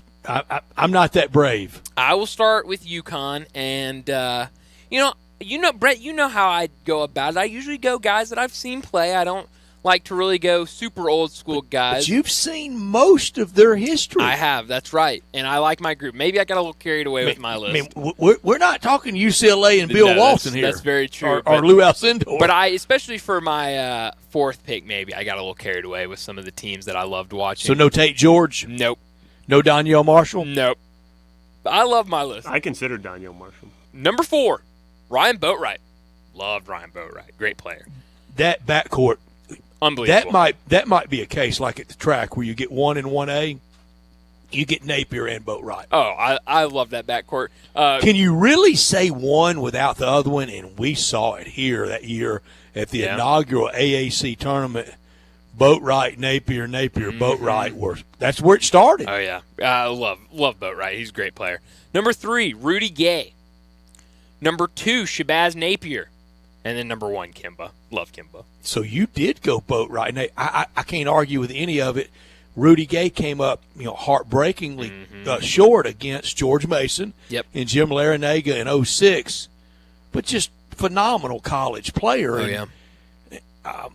All right, Jay Morgan, you go next. I didn't think that I would be joined on the Rudy Gay train. However, I was. Choo-choo. I have Rip Hamilton, Ray Allen, Kimba Walker, and Rudy Gay. Rudy Gay number 1. Oh, is it in order? I just picked 4 guys. That's okay. 4. I'm sorry. I did not rank them in. Well, you know what? Mount Rushmore, there's not a list. There's just 4 heads up there. If my number 1 would probably be Rip Hamilton, though. I have a ranking of the Mount Rushmore, though. But it's okay. All right, I did go 1, and I did start with Rip Hamilton, and for me, I'm not going in order of championships and MOPs, but I have all of them represented. 1, Rip Hamilton. 2, Kimba Walker, but he was 3rd MOP. 3 for me, Emeka Okafor, but he was 2nd MOP in 2004. And then 4th, Shabazz Napier. I almost had Emeka Okafor on my list, but OLI for him. And was a decent pro, but it's really I'm not really factoring in pros. I'm leaving it at UConn, at San Diego State. Absolutely. And San Diego State is hard. It is hard. None of us had Ben Gordon. I just wanted to point that out. That's true. I mentioned him earlier. You did. Just a great college player. And Ray Allen, and he came up just short in '94. I know Arkansas people that were really glad when Florida upset them in the regional, but Arkansas was getting Arizona in the semis anyway. They were much preferring either Arizona or Florida than the potentiality of maybe having to face UConn. Really? Yeah. Wow. Well, so San Diego State. I guess I'll start with my list. I have an OLI. Malachi Flynn is on my OLI. OLI? OLI, yeah. Please continue. I messed that story up at every level. Arkansas played Arizona in the semis. They were getting the winner of Florida Duke, and it could have been UConn Duke. I got you. So Malachi Flynn, my OLI. Outside looking in on what? On this list. I don't understand. Keep going. I'm sorry. I'm interested. Number 4, Lamont Butler. Got to put him on the list. Why? Because he hit that one shot. He hit the shot. I mean, they're not in the national championship without him. He's got to be on the Mount Rushmore. He's got to be on there. I'm the minority. I didn't realize. I mean, he's got to be on there. I've got him on mine. Number 3, Jalen McDaniels. Love Jalen McDaniels. That's a really good player. one. And then number 2, Tony Gwynn. I saw That's a great one. They just flashed on MLB Network. And Brett, I'll have to ask you because maybe I read it wrong. Oh yeah, maybe I read this wrong on MLB Network. But did it say that when he was at San Diego State, he set the NCAA record with 18 assists? At the time was the record 18 assists in a game versus UNLV.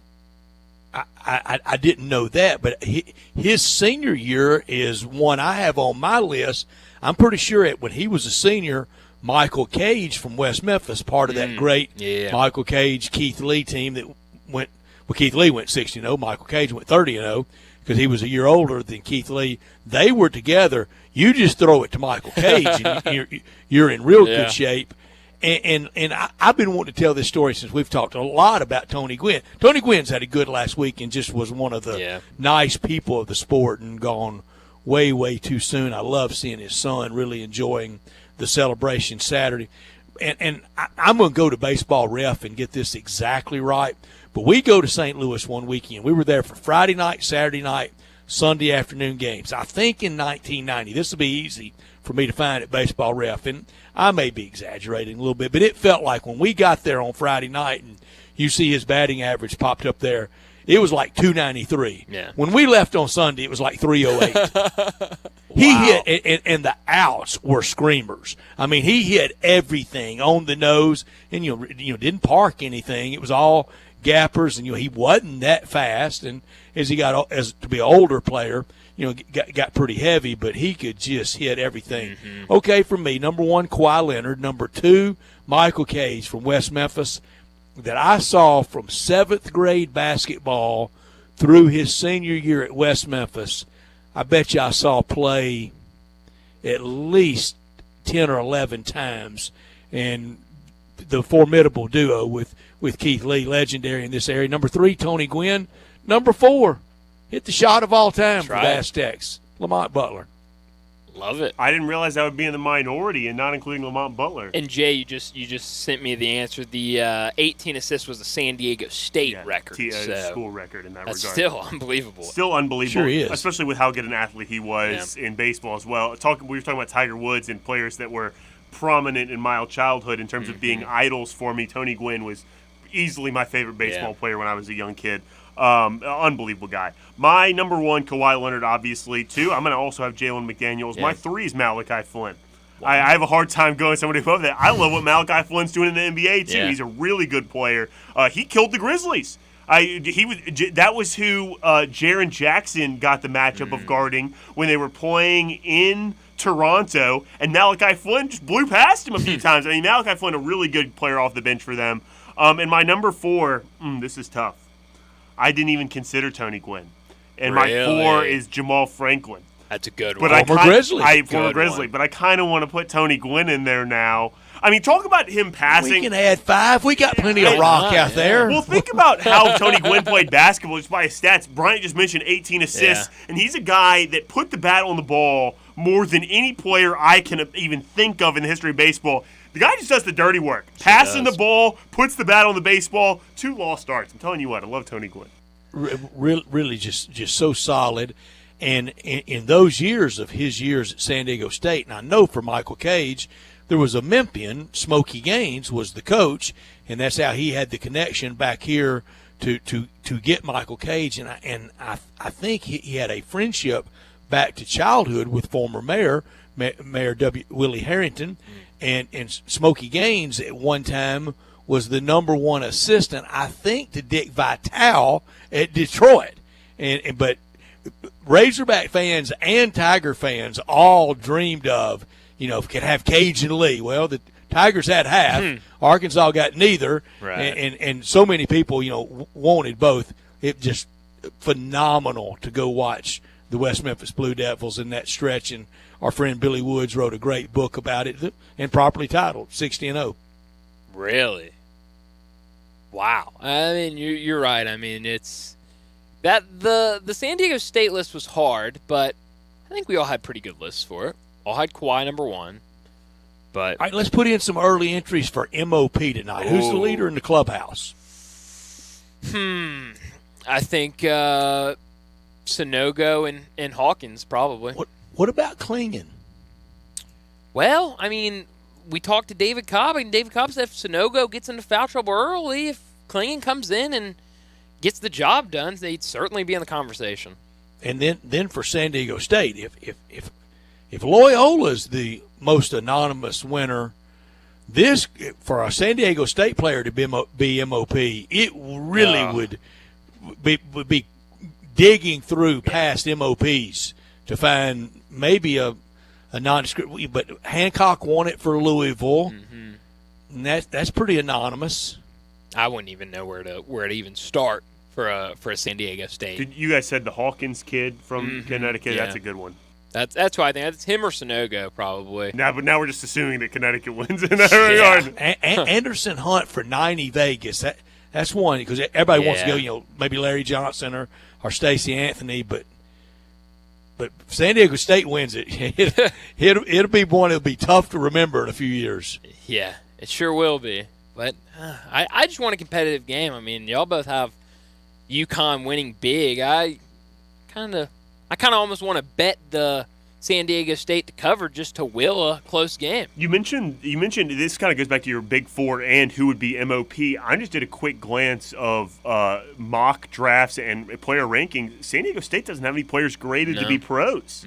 That's interesting. Yeah, it'll be quite a name, and because they're not going to give it to a player on a defeated team. Well, and you want something kind of going hand in hand of not a lot of pros. I saw this could have been my big number of the day if I had thought about it. San Diego State has an older roster than 5 NBA teams.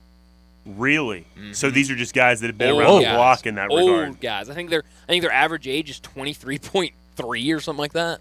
I've bragged a couple times in the break today, but I'm not kidding you. I've really been very self-congratulatory today. I loved my answer earlier. If San Diego State, the corollary for them winning it in football, if they won it tonight, would be San Diego State. Honestly, Brett, that might have been the best answer I've heard in a while. Especially as Brian and I were here trying to rack our brains to say. That was and then out of nowhere, Brett goes, But San Diego State. I had time to think about it, though. I threw that on y'all. I think you could have given me a whole week, and I would have never said San Diego State is the equivalent of San Diego best State. Answer you could have come up with. It was a fantastic answer. But tonight should be a fun game, and it kicks off the fun week we'll have with college basketball. Tips off. I mean, if you want to do basketball, I'm so sorry. Let me start that off. Yeah. Let me start that over again. Tonight really tips off a great weekend in sports. I mean, you've got the national championship tonight. You've got MLB baseball throughout the week, and then this weekend you've got the Masters. And I just want to remind everyone out there. Tease off. They tee off on Thursday, and I just want to remind everyone out there, don't worry if you've got work, if you're at work and you can't watch the Masters. We will be providing Masters updates Thursday and Friday throughout the day. Every single hour we'll give you a Masters update, so you won't miss a single second. Those Masters updates are brought to you by Courage Through Cancer. Courage Through Cancer is hosting the Courage 5K on Saturday, May 20th at Shelby Farms Park, benefiting Baptist Cancer Center. Go to www.ctcmemphis.org to sign up now for that 5K. Again, that 5K, the Courage 5K, on Saturday, May 20th, benefiting the great cause for Baptist Cancer Center. But let's go ahead and grab our final break of the day. When we come back, we'll wrap up the show with Taco Bell Crunch Time. We are real sports talk. Sports 56 WHBQ. Available on your radio dial at 560 AM and 98.5 FM, as well as around the world online at sports56whbq.com. Take us with you everywhere by downloading the Sports 56 app. And at home, just say, Alexa, play Sports 56. Wherever you are, stay tuned in to Real Sports Talk. Sports 56 and 98.5 FM. Make your next grill your last with Big Green Egg. Smoke, bake, roast, sear, and grill, all with a lifetime warranty. Save money on eating out, fuel costs, and replacing expensive grills that cannot stand up to the Big Green Egg. Ready to cook in only 10 to 15 minutes with cook temperatures below 200, above 700, and anywhere in between with ease. Change your at-home cooking experience for life. Go to shop.biggreenegg.com. Make your next grill your last with Big Green Egg. Smoke, bake, roast, sear, and grill, all with a lifetime warranty. Save money on eating out, fuel costs, and replacing expensive grills that cannot stand up to the Big Green Egg. Ready to cook in only 10 to 15 minutes with cook temperatures below 200, above 700, and anywhere in between with ease. Change your at-home cooking experience for life. Go to shop.biggreenegg.com. One of the many things that sets Bell Tavern apart from other bars in Memphis, aside from its great location downtown, its comfortable atmosphere, its high-def TVs always tuned to sports, is the list of signature cocktails available at Bell Tavern. Treating yourself to a 3-whiskey old-fashioned or a barrel-aged Manhattan or a tangy Little Lily makes you feel like a real-life grown-up. You can sip your alleyway anthem or Capri Daydream, and you can remember what it was like when every bar was a great bar, instead of just Bell Tavern. Hi, golfing friends. The 64th year anniversary membership special at Meadowbrook Country Club in West Memphis is here. For only $89 a year with a $10 per year admin fee plus tax, get a 2-year anniversary membership at Meadowbrook and enjoy unlimited golf from Tuesday through Sunday. You must call Meadowbrook Country Club today before this special offer is over. Get your $89 membership today. Just go to golfwestmemphisar.com or call 870-394-4186. Do you want a greener, more weed-free lawn? If you're like me, you can't stand the sight of dandelions, clover, or especially crabgrass. Hi, I'm Brandon Hawley, president of Lawn Solutions. We are your locally owned and operated weed control and fertilization company. We are also experts in disease and insect control on your lawn and landscape. Our uniformed technicians are full-time, year-round licensed and certified by the state of Tennessee. Lawn Solutions' personalized service is far more superior to that of national companies that promise but simply cannot deliver. We return phone calls, we keep appointments, and we want your business. What we will not do is bother you with endless phone calls or junk mail. Lawn Solutions will not sell you something your lawn doesn't need. If you're looking for a local lawn care company to kill your weeds and feed your grass, then Lawn Solutions is the finest. Call us at 867-5626. That's 867-5626. Or go online at lawnsolutionsinc.net. From our family to yours, we want to thank you for your business. Chris Price, it's so good to see you. And you have a new business? Yes, Dave. MetroBuildersMemphis.com. Have you noticed water stains on your ceiling? With storm season here, take a walk around your home or business and look up. Make sure there are no water stains signaling a leak prior to the heavy storms coming in. If you do see signs of water, call me. My team and I will come out, diagnose the problem, and prescribe a fix. Our team of Hague-certified inspectors are waiting to assist with any inspection or repairs you may need. We have 3 crews dedicated to repairing roofs in the Mid-South. As certified Owens Corning and Mule High dealers, we offer 20-year, no-dollar limit labor and material warranties that offer hassle-free ownership. That's our hassle-free ownership guarantee. Allow Metro Builders team of professionals to assist you in maintaining your property's integrity and value. MetroBuildersMemphis.com. Your local commercial roof experts. Ask about our commercial roof maintenance agreements. Protect your investment with MetroBuildersMemphis.com. Call me, 901-375-1717. That's 901-375-1717. 375-1717. Now back to Sports Time on Sports 56 and 98.5 FM. Here once again are Brett Norsworthy and Bryant Dacus.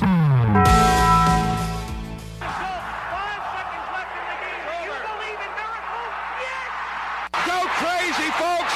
Go crazy! This is Geraldo. It is crunch time. You are looking live. In your life have you seen anything like that? Goodbye! Hello, Haskell. It's obviously crunch time. Hammer, nail, coffin. This baby is over. The double steak grilled cheese burrito, so good. Double the steak with nacho cheese sauce, seasoned rice, red strips, sour cream, and the 3-cheese blend wrapped inside a warm flour tortilla, with even more 3-cheese blend grilled on the top. The double steak grilled cheese burrito, it hits the spot now at Taco Bell. And at Taco Bell, when they say they are feeding people's lives with unexpected good, they mean it.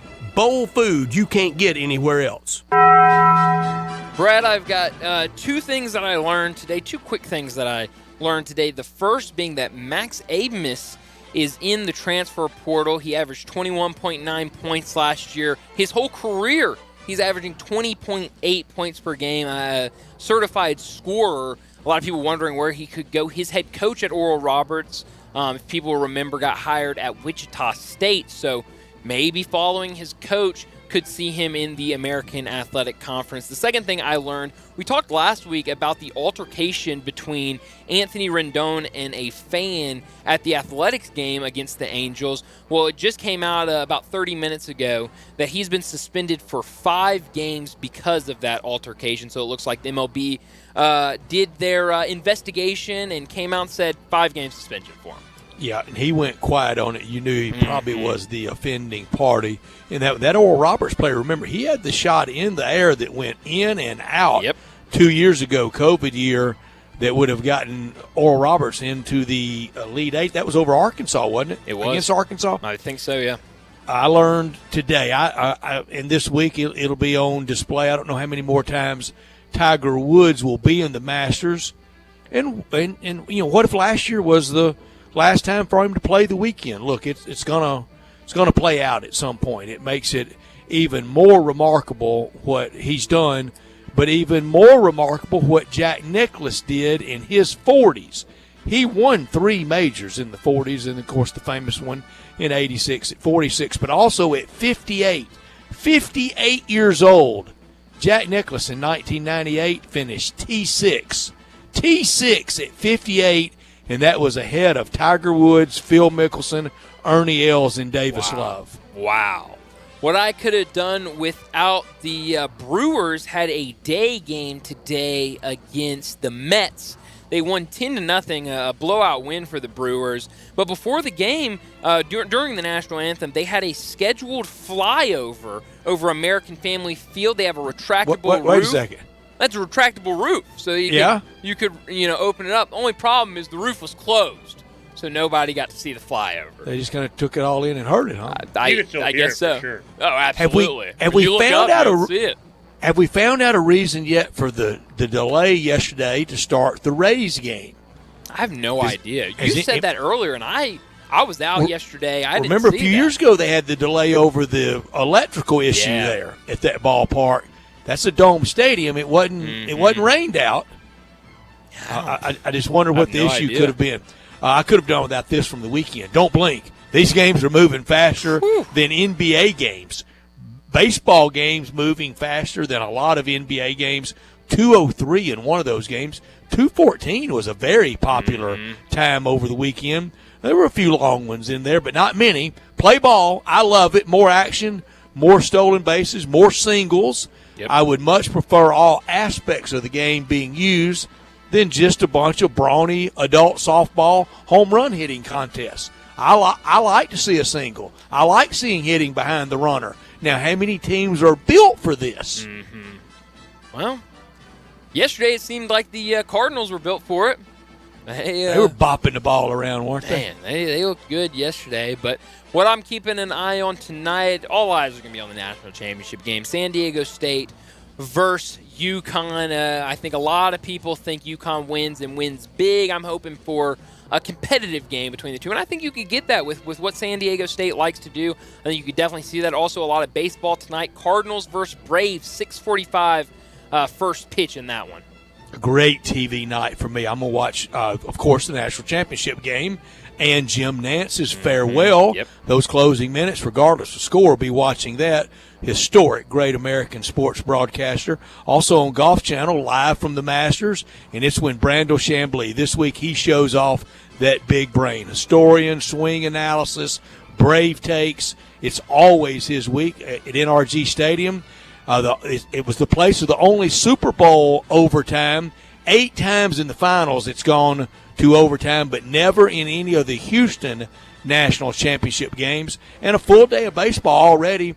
10 more games tonight between now and bedtime. And the Braves in St. Louis. Charlie Morton against your guy, Jake Woodford. My guy, Jake Woodford. We talked earlier about the injury report on the Grizzlies side. The Trailblazers injury report just came out.